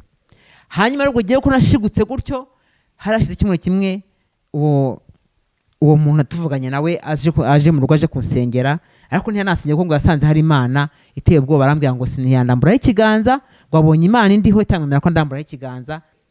Nuko yakoze ibindi Imana yamutumye arabikora, ariko aho rwose Imana yasohoje ubwo butumwa, ubwo hanuzi yatubwiriye aho ngaho kuri uwo munsi ku rusengero. Nisanze rero jyewe ndyamye hasi, nsanga abantu bose baravuga izinduru, abarimo barira, abarimo baseka, abarimo bateraza haleluya, hari amajwi y'ubwoko bwose. Pasiteri gusa aranyicaye asutamye ku mutwe wanjye, aravuga ngo Mana ndakwinginze ngo ndinde uburoko, ngo zura amakayitare, ngo mugarurire ku isi Imana, ngo nongere umususe mwuka wawe wera, ngo Uwiteka Imana nyir'ingabo, ngo ndinde uburoko abanjye baracyari batoya, ngo rwose Imana ngo ntabwo ari kumutwa biteganyaga ngo noneho nyine nza kumva ngaruye ubwenge, ngarutse ku isi, nyebutse mbona pasiteri bamwita Pastor Sharire, nyebutse ku ruhande mbona abantu ndimo ndababona, mbona abacuranzi, ndabese kwimana mwe ntabwo nzongera kujya muri koma. Nagiye muri koma kandi nakoze ikihe cy'Imana, ngewe aho kugira ngo ntekereze ibyari bibaye nese nibaza ko nakoze icyaha, nkaba nongeye kujya muri koma. Ntangira kwisuzuma umutima wanjye, ariko numva nta kintu umutima wanjye ushinje, nibaza icyabaye. Ubwo nahise mfatwa n'ubwoba bwinshi cyane, mvuza induru mbyumva ndarira, mvuza induru cyane ndarira. Noneho ngiye kumva ikintu ijwi rimvugiyemo muri ngewe rirambwira ngo uko utazi uko wageze aha ngaha ni nako utazi ukuri buhave. Mpita mbibwira pasiteri, ndamubwira ngo pasiteri gusa ko numvise ijwi. Ati mvuze iki mama Kayita? Ati urimo urambona se? Ati ndi ni pasiteri. Ati none se atangaho turi ni hehe?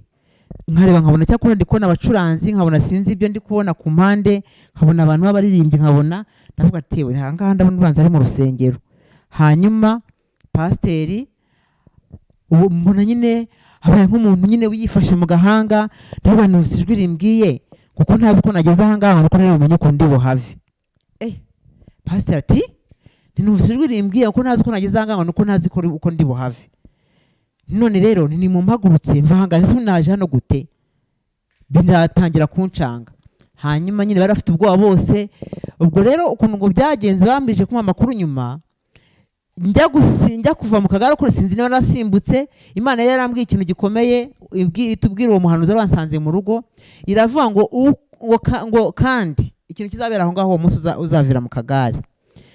Abantu bari aho ngaho uretse nawe ubwawe nyiri ikibazo nta buhamya uzatanga, kuko ntuzamenye uko byagenze. Nyine ubwo numva ko igihe bizaba byabayeho se sinzabura gutanga ubuhamya gute, numvaga bitumvikana. Hanyuma rero kuko Imana yarabikoze, abantu bari mu mwuka barimo basenga, umuntu arimo abwiriza. Noneho bibaze kujya mu mwuka, agiye nagiye mu mwuka batarimo banasenga, abantu bahumiriza atari igihe cyo gusenga, bari mu ijambo ryo gusobanura. Numva buri muntu wese yumvise mwibye, bose barafashwa, barahumiriza bajya mu mwuka barimo basenga, bisanze rero jye naguye. Ntawe uzi ngo narahagurutse, ntawe uzi ngo nakanagiye ku kagare, kare buriya bugare batangaga ku karere, ubwo hagazeho gutya ku birenge gahita kagusundukana. Bivuga ngo ntabwo ibirenge byagakozeho, kandi nari ngahagazeho gutya n'amaguru yanjye ari ku kagare. Nta muntu ubyumva. Maze no kumenya kugenda nakagiyeho nkajya shyiraho n'abana kugira ngo barebe yajya gutya, yajya guhaguruka kagahita kazamuka kajya kumwibikaho. Kari gahagaze uko kaba kabaye gutya. Cyakora icyatakaye n'ibyaye za Bibiliya na za amatelefone byo babitoraguye aho hasi, ariko ntawe uzi ukuntu navuye mu kagare. Pasiteri ati ndabwo ni pasiteri, ni mumbyutse rero munyicaze hano ndebe ko mbasha kwicara. Batinya kunkoraho, bati none twamukora ubu bikongera agasura inyuma mu kabyaramo. Ndabwo ati pasiteri wamfashije kwizera. Noneho mpita mbona Papirene, ni umuyobozi wacu ku rusengero ngo abonemo banyumva, nibatamwumva abandi bo baramuzi, ariko ni umuyobozi wacu ku rusengero, ni mwarimu wacu. Rero n'ubundi yari ari aho ngaho nyine, banza yari ataraba mwarimu, ntabwo ndi kubyibuka neza ubwo karanje, ariko noneho ni mwarimu wacu. Hanyuma mpita mubona, mbona abantu bose bafite ubwoba, bahanura barimo barahanura, ugiye hanze ugize ute biki. Hano giye nkumva ibyo byose ni nk'ibintu by'imiziki birangaho, ntazi ibyo ari byo. Abandi barimo bararira, abandi barimo baraseka, abandi barimo barateraza haleluya, numva ntazi ibyo ari byo. Baraje rero Papirene n'uwitwa Brandina w'umunyamasengesho, barampagurutsa ndicara, baranyegura ndicara, umwe yicara ahangaha undi yicara ahangaha, baramfata ndicara. Noneho giye narebaga ahantu nkabona agasengero kacu kari gato cyane, twasenyaga muri shitingi, kari gato cyane, ariko giye nabonaga ari nk'igishanga cyo mu kabande kinini cyane, nta kintu kimwe nabonaga gifite itangiriro. Nabonaga nta shitingi, nkabona ikibaya kinini cyane. Ntabwo nari ndi hafi aho. Hanyuma nkajya bakajya ndabwira ati none se, navugaga cyane ko nabonaga abantu bari kure, ntabwo nari nzi ko banyegereye. Nabonaga ari uko bavuga umuntu ari hakurya iyo. None se ubu ngubu murimo muranyumva? Ntabwo niba muri kunyumva basi ngaho nimume mikoro, hanyuma vuga cyane nye ndangurura, mvuge numve ko ari jye urimo uvuga. Bakama mikoro nkavuga cyane, ariko giye sinumvaga ko ndi kuvuga cyane, numvaga ndi kubwira nyine abantu bari kure. Ntabwo none se nawe mwabwira bakigira hino nkababwira, basi ngaho nibaze bose barangeraho, babwire baze basi mbakoreho numve ko ari umuntu, niho menya ko narimo ndota.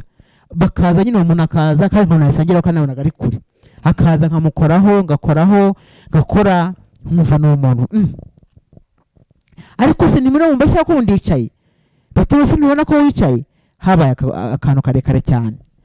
Baje kumagurutsa rero nyine aho niciye aho ngaho, nabasabye ngo basi kugira bamenye ko ndi muzima, ntarimo kurota cyangwa se ntari muri koma, nibanjyana nicaza ahantu bicaza abashyitsi ku ntebe, baranjyana ariko nabwo bafite ubwoba. Nkajya mbwira pastor wambabariye ko ari ufite kwizera kunini cyane, basi wazamuye kwizera kwawe ugafatanya no kwanjye, ariko mukamfasha nkagenda. Imana yabikoze, niko Imana yambwiye. Mu bintu byaranze ubuzima bwawe muri icyo gihe, iki kigaragara kinini n'abantu badukurikiye wenda bashobora kureba kumvamo, ni ukwizera. Wagize ikintu cyitwa kwizera, niko kwagiye kukuvana ku gice kimwe kukugeza ahandi kukugeza ahandi. Naho ngaho urumva nubwo wari muri icyo kibazo, wumvaga ibintu byabaye, wumvaga bamaze kwizera ko wakize. Abo muri kumwe wabonaga ari bo batabirimo neza, barimo kubijyamo neza ngo bamfate nyine bamagurutse, bafite ubwoba. Ubwo bwoba mufite n'ubwiki? Mwebwe ni mungendesha, Imana yabikoze. Ese Imana ntiri aha ngaha? Umva bafite ikibazo ubwoba. kwizera buriya ni ingabo ikomeye ni ingabo ikomeye kandi ikintu kitugoye mu buzima tubamo no mu bucuruzi no mu mikorere no mu mishakire no mu mibyarire no mu mikurire no mu buzima bwose tubamo, kwizera ni guke. ureba umwana ukajya ubona umwana ntateze no kuzavoma akajerekani ka 5 karindwi, yego wamureba ukabona rwose ukavuga uti wa mwana we ntacyo uzimarira.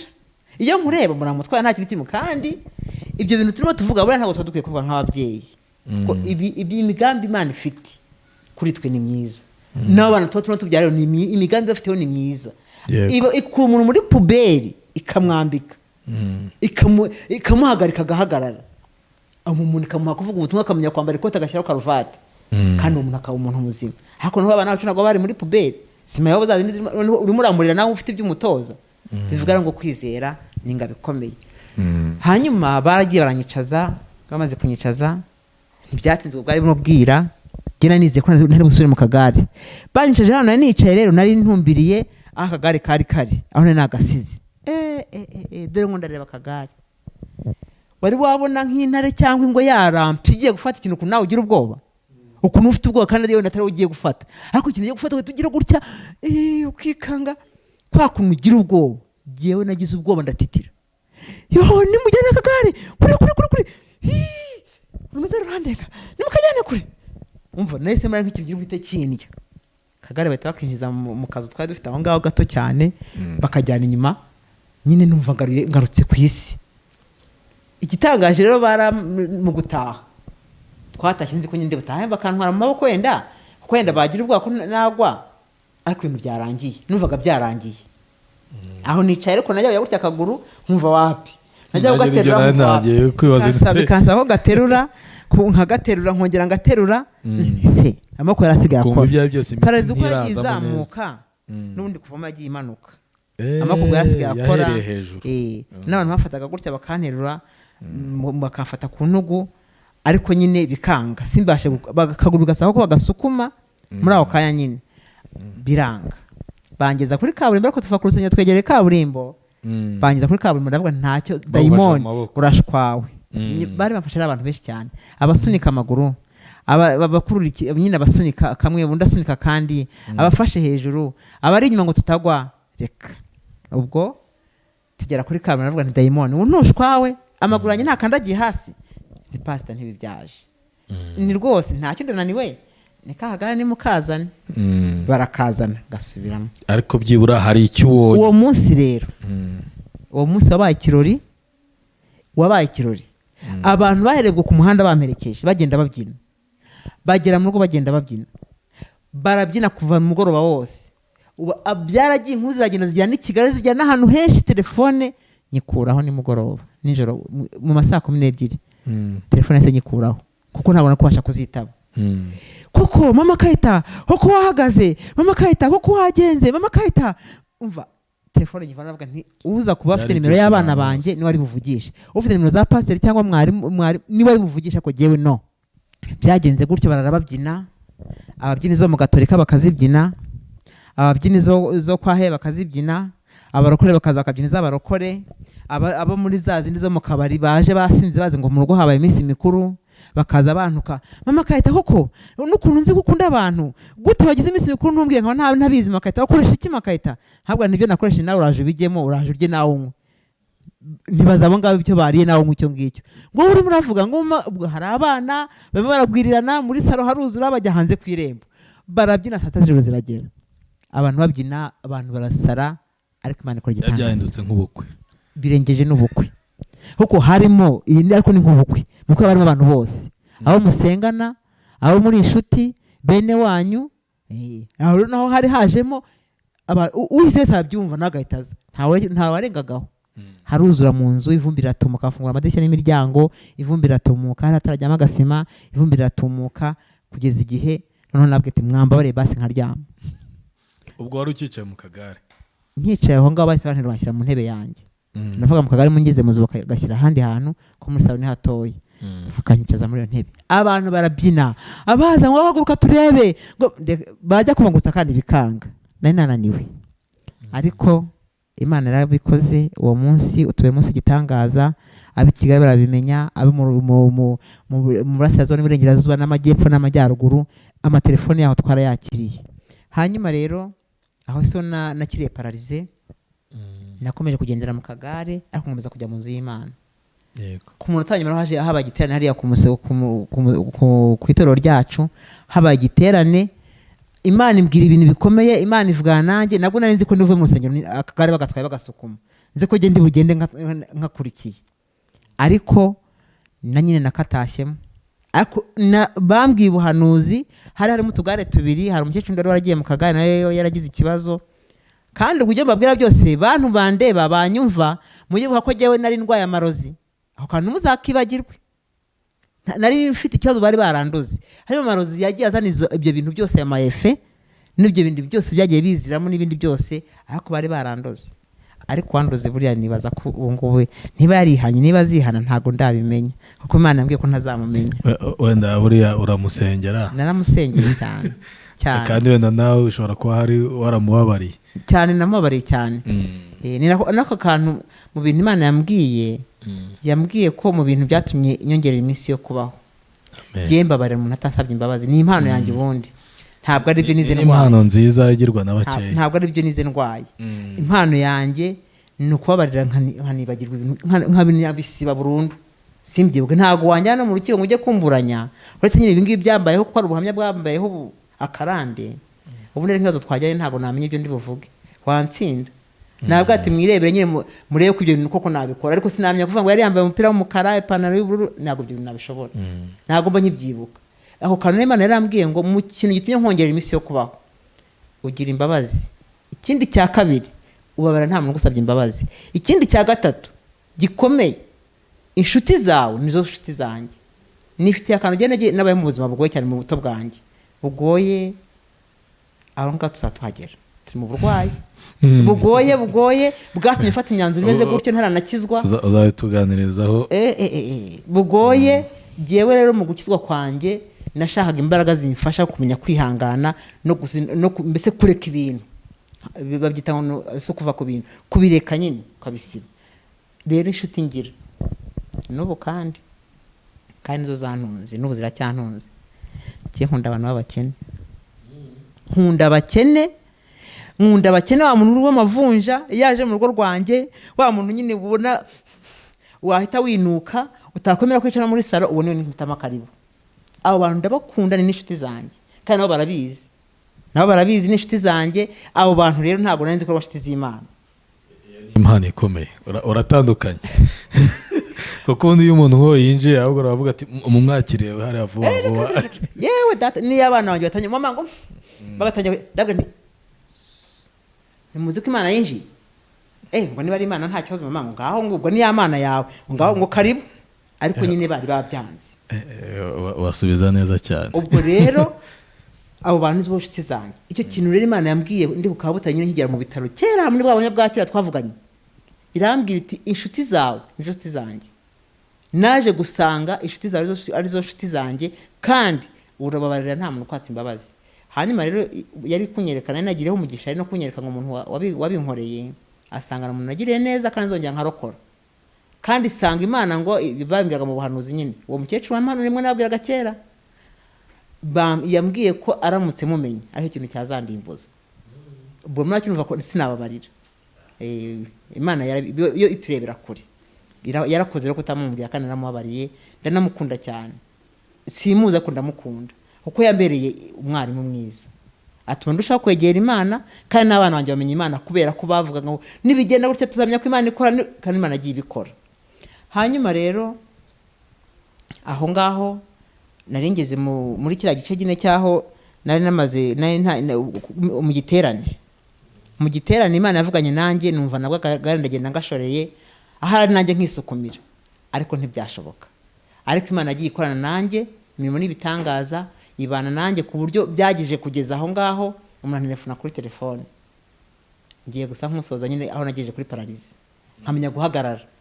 Ubwo naje kugeza aho menya kugendera mu mbago muri ibyo bintu birebire cyane, menya kugendera mu mbago. Pararize yagiye ivamo gake gake, Imana ntabwo igeze ikora pafu.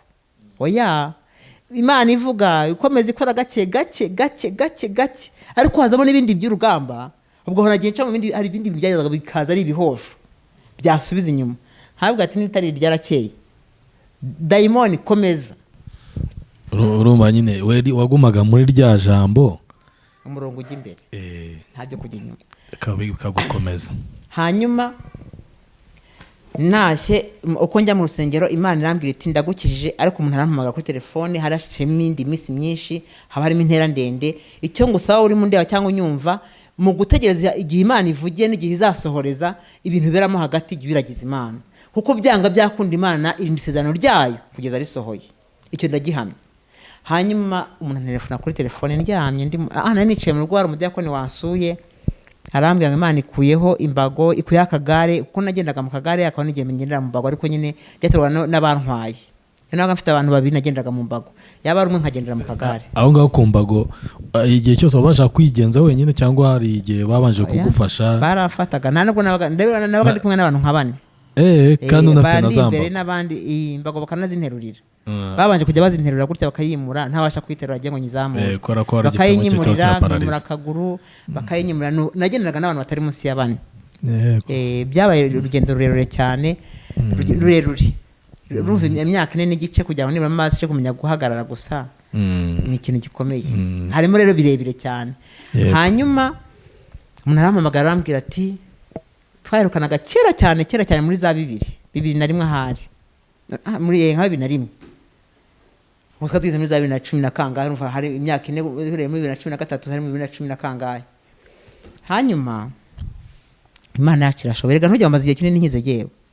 Hoya sejo ubundi se shima Imana kuko nibura mpagarara ngenda muri 2019 ubwo ni imyaka 3 hashize mu myaka 3.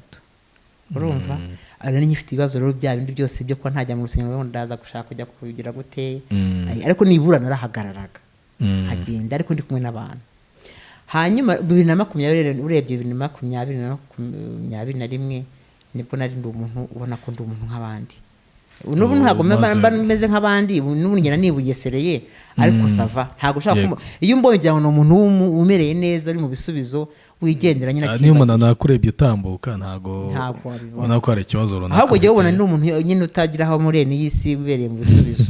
Uko ngenda buke ko ndamutse nihuse cyane naje gusigana ibibazo byo kugira isereri yo kugwa, ariko nyine mba muri santé mentale bakomiti. Uko nagiraga gutya akantu kakagira ukuntu nkahita nikubita hasi, ntacyo bisabye, ntabwo ngo nikoma cyangwa nibiki ntabwo. Ubwo rero umuntu arahamagara arambwira ati Imana ivuganye nanjye. Yari n'umuntu rwose nta kwemera ko ari umuhanuzi, nta byemera kuko nari muzi, ntabwo nari kubyemera. Arambwira ati Imana ivuganye nanjye yuko igukuye mu kagare ntuzongera kugendera mu kagare, arafu ntuzongera kugendera mu mbago. Ubwo ziregetse ziruhande rwanjye. Igo ati guhera ubu jewe mpita nizera. Ubwo umudiyakoni akiva kuri telefone, umudiyakoni ati rero ndatashye, ati Imana ibikwivugishije kwibwira ibintu byiza, akoze ko nta sono ugera umuntu umugabo, siko nta sono ugira. Ubu sabana banje baraza mabwira ngo naza kayita naza amagurutse, ukubizi wowe uraha nk'umuntu w'umugabo w'umudiyakoni w'umunyamasengesho, ntore beka wowe ntagufashije enda banguka gira hino. Ndamuhamagara ngo azafashe nyine mve muri ya ntebe. Turagaganyiza turagerageza wapi biranga. Yewe ndacyarindiriye reka nkomeze ndindire, aritahira. Hashiramo igihe nk'ibyumweru nka 2 arongera arampamagara. Ndyamanye n'umwana wanjye umukobwa w'imfura yanjye, ibintu natubwiye muri iryo joro yatubwiye mu bukwe bw'umwana wanjye bwarabaye. Imana iravuga. Imana arambwira ati uhereye ubu urahagurutse ntuzongera kugendera mu mbago, ntuzongera kugendera mu kagare, kandi uyu mukobwa yavuga kwihangana no kubana nanjye, akihanganira imibabaro, akirinda, mukoreye ubukwe. Ni ibikiro no mukabyara, kandi ubukwe bwose buzatungurana ngaha. Kubera ko umwana wanjye yararimo yiga muri kaminuza, mbona nyine yari yavuze ati nta muhungu uzakunda nawe ntangije kaminuza, kumana nkora igitangaza. Yize ni ubuhamya bukomeye zababwira, tutazi umuntu umwishyurira. Hari abantu bakorera Imana, twamenye umuntu umwishyurira arimo yiga mu mwaka wa 2, nzi ngo ni babyita sugar daddy cyangwa nkajya mbwira nti mwana wanjye niyo nzoyo yawe mwana wanjye Imana ibonye ko ndimo nca imanza n'ubuhamya bwawe ntabwo mpinje ntabwo nahava reka ntinjiramo tuzabigarukaho ikindi gihe. hanyuma Imana mvugana nayo muri iryo joro nabwo rero ndizera nizeye mbwira umwana ntibyoka twari turyamanye nibyoka yiga agataha nyuma cyakora yaje kujya yiga aba ku ishuri ari hafi mu kurangiza byoka tubikore ubundi Imana nyine iravuga ariko natwe nitwe dushyira mu bikorwa ese nitwikoreramo byoka arabyuka turagaganyuza abaganga baranyigishije ukuntu nyine manura amaguru nkafata ku gitanda nkagira gute turagaganyuza biranga nitwiryamiye nta kibazo nubwo nyine Imana izabikora igishaki Imana irambwira ngo nzashima Imana gakinyene bivuga ko Imana yankijije ariko sinzashima Imana mu buryo bweruye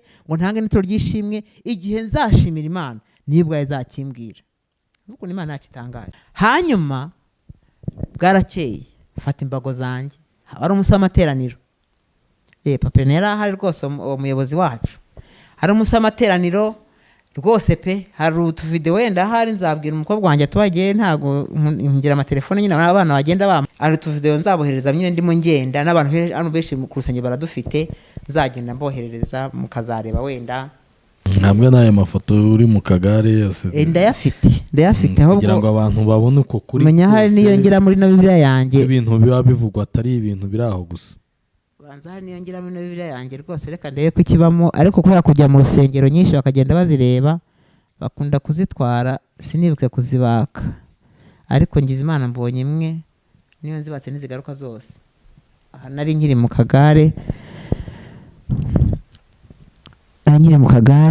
ariko nyine ubwo natangiye kugerageza nibura urabona ko mfite na Bibiliya ku bibero Bibiliya yanjye ahantu hose njya n'agasakoshi katajyamo Bibiliya kenshi na kenshi sinkunda kukagendana kuko numva Bibiliya ifasha ibintu byinshi cyane iyo numva ntangiye kwiheba ntangiye guterwa na Satani mpita mfungura Bibiliya ngasoma hanyuma nkumva ibintu birahindutse nkumva ngiye mu wundi mujyo mvuye mu mujyo wa Satani uri mutangiye kumbwira yandi majwi noneho rero ngeze mu rusengero saba gushima Imana nyine uko Imana yarayimbwiye ngenda n'imbago nzifite nageze ku ruhimbi habaho ubuhanuzi shima Imana ndavanga Imana ngo sinzi niba ari ubwoba sinzi niba bimeze gute ndangije mbona umwana w'umukobwa muto turutse mu ruguru aje yirukanka abaranshakiye arampanurira ngiye kubabeshya ntabwo ko ibyo ampanuriye nabyumvise nari mfite ubwoba arimo nzunguza akubita abaje gutwara imbago sinamenya abari bo umwe afatira muri kuno kwaha undi afatira muri kuno kwaha bose bagenda bazirukankana mu rusengero sinamenye ibintu byabaye ibyo umwana yambwiraga njye mfite ubwo ndimo ngenda ndandabira gutya ndandabiranwa sinamenye ibyo mavuga ibyo ari byo shwi reka rero wa mwana atanjugunya anjugunye nyine abakora ahantu bajya bahanura yenda bajya mu nsengero bakunda kubibona umwana ntigeze amenya ko ndi umurwayi reka da menya Imana rimwe ko ndi umuntu muzima hahita njugunya ngenda mbandabanda ariko ndi kumwe n'Imana nari navuye muri korali rero nagiye nsubira muri korali ariko ukuntu nageze muri korali nabwo harimo intambwe ndende gusa sinabasha kubirondora ariko ubwo nagiye mbandabanda abantu barimo babyina mu rusengero nta n'umunyitayeho aho hantu habereyemo ikintu gikomeye cyane nta wari unyitayeho bose bagendaga babyina imbago bagenda bayifashe nka kwa kundi bagira wenda nk'icumu bataraka nta wari unyitayeho nta n'uzi niba bera ku ruhimbi abantu bose mu rusengero bose babyinnye bose nta n'umwe wari unyitayeho mbona ngewe jyenyine no kwirwanaho ku ruhimbi ngenda mbandabanda kandi sindi bwo ngo ngere hasi ntibirukunde ngenda gahoro ngenda mbona nkumva igisikiranye nkumva sinzi ikintu gikuye hasi ndagenda nko muri metero zigera nko muri 5 cyangwa wenda n'igice bangeza aho twari turi muri korali hari igitiriro twari turimo twubaka ku rusengero mpita ngifata aho cyandenze mfuye ariko ndavuga ntuwiteka nuhimbazwe use simpageze ubwo rero mu kuva mu rusengero nkimara kuva muri ubwo buhanuzi habayeho gutuza hajemo ikintu gikomeye cyane cyo kwibakora n'ifite imbago abantu bibakora n'ifite imbago barazizanaho nicaye ariko byarangiye hanyuma bahita baduha indirimbo 3 nahise njyamo kwizera mbwira aho twicaranye nti mumpagurutse izi ndirimbo ndaziririmba mpagaze barampagurutse n'imbago nimuzigizeyo barampagurutsa ndahagarara ubwo turi mu rusengero ndahagarara ariko nyine bahagaze hano n'undi ahagaze hano bayegereye nta geste ruvana gushobora gukora, ariko twaremye indirimbo 3 turazirangiza. Mu gusohoka rero mu rusengero ubwo indirimbo narazirangije 3 baranyicaza bamfashe kuhaguruka nabwo barampagurutsa, ndavuga ati mumbabarire dore ko mugira kwizera guke, izo mbago rwose ko mwazimishe n'undi nimuzihishe rwose. Ubwo imbere yanjye hagendaga umuntu ugenda arizitwaye imbago, nanjye imanjye hari abandi no ku mpande hose hari abantu. Ndangije tumanuka ku rusengero, hari ahantu habi, tumanuka ku rusengero, tumanuka kuri kaburimbo, imbere yanjye abantu bagenda babyina, aho kantu zakabereka abantu bagenda babyina, barimo barira mu muhanda, abarimo bagenda baseka, abarira bureka sinakubwira nka nyamwana mareke biririre, umva reka ngenda nyine nk'umwana ga kugenda. Aho kantu nako hari igihe nzabwira umwana akakama nkazakabaha muzakareba niga kugenda. Naragengera mu rugo nabwo uyu munsi mukuru ukomeye cyane, Imana ibikoze igitangaza cyayo, kuva ubwo sinongeye gufata imbago. Nagendaga cyangwa kwa kwizera twakomeje kuvuga, ibyo byose urumva ko wowe ahantu hose warakugendanaga, urumva abandi bo bakugaruriye imbago kandi wowe ntuzishaka ukomeza kuzirukana.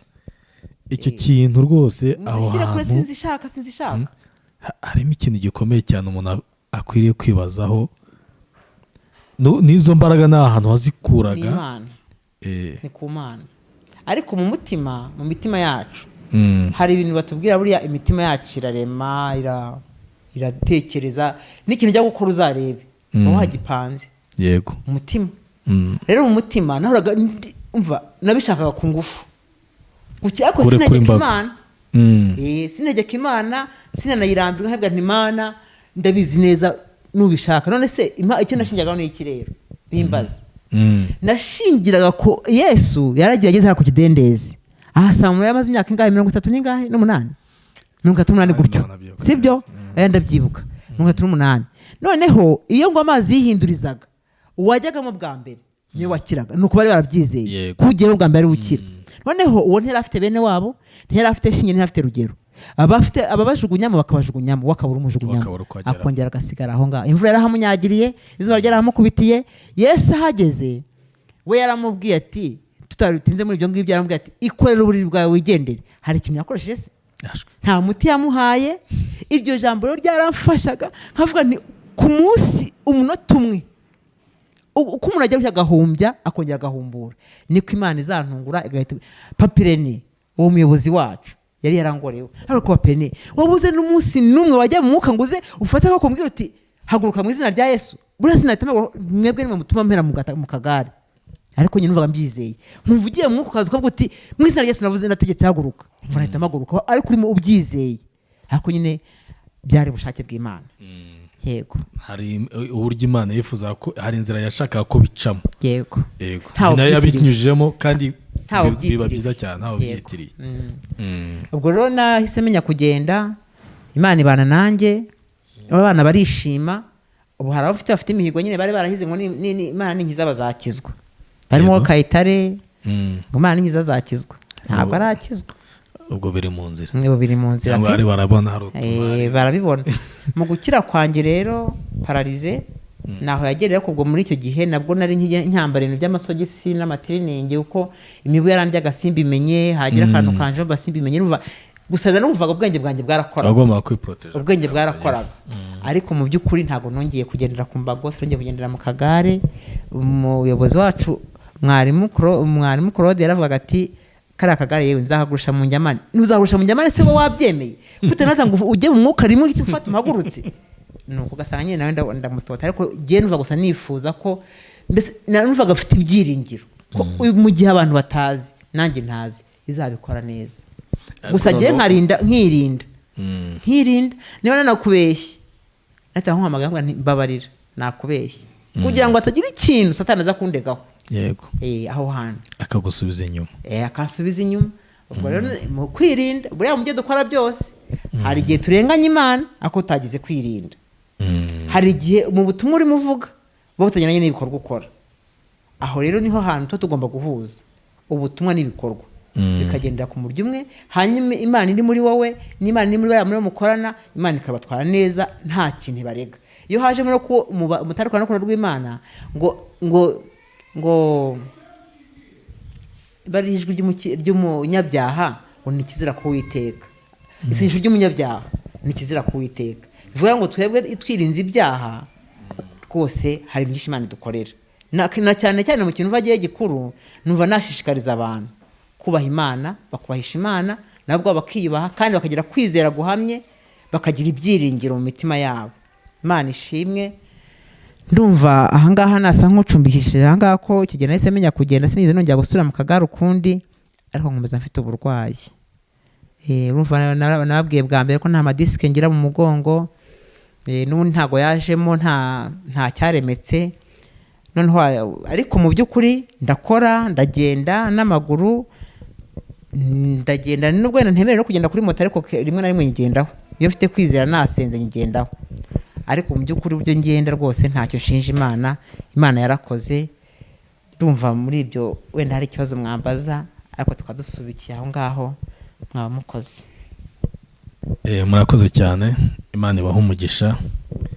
Ngira ngo byinshi twagiye tubivugaho, ariko n'ubundi nk'uko tunatangira twabivuze, ikintu cyiganjemo cyakomeje kugaragara muri uru rugendo rwawe wanyuzemo rw'uburwayi butakoroheye, bigaragara ko imbaraga z'Imana nubwo zakoraga ariko zazifite n'ikindi zigenderaho zishingiraho, harimo kwihanganira ubuzima urimo, harimo no kwizera cyane ko Imana ari ishobora byose.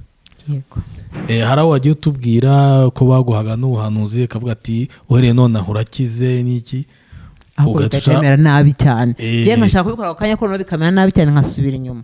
Aho komeza mva nubwo bisubiye inyuma. Ndacyakomeje gutegereza Uwiteka Imana nyiri. Ntiwigeze wiheba, ntiwigeze ucika intege. Ibyo byose biri mu bintu byatumye Imana nayo ikomeza kukuba hafi. Ariko ikindi nanone umuntu yakuvamo, bigaragara ko n'abana nabo bakubaye hafi, kuko ntago bagutereranye cyane nk'uwo mukobwa wawe. Hari akantu ntababwiye. Bose barakoze. Bose barakoze, n'abangu barakoze. Babaye mu rugo bonyine umwaka wose. Naho nabaga ndi mu bitaro bose babaga mu rugo bonyine. Usanga nta kibazo bigeze bagira. Hari abantu ntibabaye ibirara, ntibataye urugo. Nukuri mbasabira n'imigisha. Ariko icyo cyose, ibyo byose nyine ni ibigaragaza ko Imana ntago yabaye kuri wowe wenyine, nabo wasize inyuma yari iri kumwe nawe. Hari akantu gato muri buno buhamya bw'iki gihe cyo muri paralize, ntabwiye mu burwayi bwanjye bwose kugeza kuri urwo rwego rw'ahangaha namenye kugenda. Mu myaka 5 ntabwo nasinziraga amanywa nijoro. Nibyo. Habe mu rugo, habe Faisal, habe Sashibe, nararaga ameze gutya, nkirwa ameze gutya. Noneho nabyo hari shaka byanteye ikintu cyo kugira isereri n'ubwo mu mutwanya nyine cyari ikibazo, ariko nta kibazo, nta kintu kimwe ntakora. Ntwara imodoka nkagira gute, akarakoze ko nzakabwanira, oya ko sinkinjiramo. Hanyuma sinasinziraga, abana banjye bari baragowe. Impamvu nkubwira ngo ntabwo nashimira umukobwa wenyine, telefone nari mfite yarabarazaga ku ijoro. Naraga numva ni pusi itambutse, n'imbwa itambutse, numvaga ari abantu baciye urugi. Habwira Jo, Kaita, byuka kinguru, genda utega amatwi, reba ko mwakinze, idirishya barivanyemo nabyubise barikuyemo. Bakarara bagenda kandi bajya ku ishuri. Umva nene narabazengereje kandi bakabyihanganira. Barabyihanganira. Umva akabigiye banga kushyira amayinite muri telefone ngo nayo kubatesha umutwe. Bikambabaza nkabwa byihorere nakazi kanyu, ubusagize ikibazo kiba mudahari byagenda. Umva bakayashyiramo. Abana barihangana kugeza igena. Ubu rero naho basigaye baserereza ko basigaye sinzira. Bakambwira mama se bya bisambo byawe byagiye, umunya warakennye mama. Ubanza warakennye, bya bisambo byagiye byaraga bikura amadirishya. Ese buna amadirishya bakuyemo ko tunandi twashyize. Ariko ntabwo yabaga ari iki. Nyine numvaga ko ryavuyemo. Nta no kumburanya, ahubwo narambwira genda bucece kandagira buke batakumva, nabyumvise barivanye mu idirishya. Mvuga buke muri telefone. Numva ko numvaga wabaga ufite n'impunya nyine. Babaga bunaniwe. Barihanganye. Kandi abana bigaragara ko abana bihanganye. Abaturanyi banjye mbasabira umugisha ukomeye. Itorero nsengera mu ndetse umugisha ukomeye. Nyuma nzababonye ko naje kubona mitiweli n'ubuhamya burebure. Nyihawe n'itorero, ariko nabwo ari Imana ibyicishije mu bushake bwayo, ntasabye. Kugira nta muntu ashobora kuganyira mu mbwe ngo bimeze gutya. Gusa ahubwo Imana yo yaje kugaragaza ikibazo. Ako nako bakamenya icyo gukora. Birumvikana cyane kuri ubu buhamya, yabo bw'ubushize yaba n'ubwo uyu munsi duhaye, bigaragara ko Imana yakubaye hafi mu ngeri zose. cyane mu ngeri zose rwose. Urumva igihe wari uri kwa muganga, abaganga mwabanye bose babaga bakwibazaho, ukumva ko muri kumwe kandi nabo bakanatekereza no ku mana yawe mubana. Igihe ugeze mu rugo, uburyo abantu bakubaga hafi, niba hari usohotse undi akaba arinjiye cyangwa se ikindi ugasaba abantu bateranye, ibyose akantu kose kavutse bakakuba hafi. Ku bijyanye n'imibereho, abantu ntibigeze bicwa n'inzara, hageze gute. Ibi byose rero ni ibigaragaza ineza y'Imana n'uburyo Imana idukurikirana umunsi ku wundi, kabone n'ubwo umuntu aba ahangayitse, ariko bakiga bakarangiza cyane. Ibyo umuntu yashima Imana byo ni byinshi rwose, kandi hari n'ibyo tubasha kuvuga ugasanga hari n'ibitavuzwe, kandi ibitavuzwe aba ari byinshi cyane, ko noneho hari n'ibyo Imana ikora twe tutabonesha amaso, no kuba duhumeka umwuka w'abazima kujya kuri isaha, nabyo no kubishimira Imana. Rero dusoza rero iki kiganiro, ndabashimira cyane umwanya wanyu mwaduhaye, umwanya wanyu mwafashe kugira ngo muganirize abantu, mubabwire ineza y'Imana, mubakangura uburyo bwo kwizera Imana, uburyo bwo kwiringira Imana, n'uburyo bwo kwihanganira ibigeragezo bimwe na bimwe abantu dukunze kunyuramo bitandukanye, no kugira ubwoba, kugira ngo atinya amarozi, utinya ngo umuntu arandoga.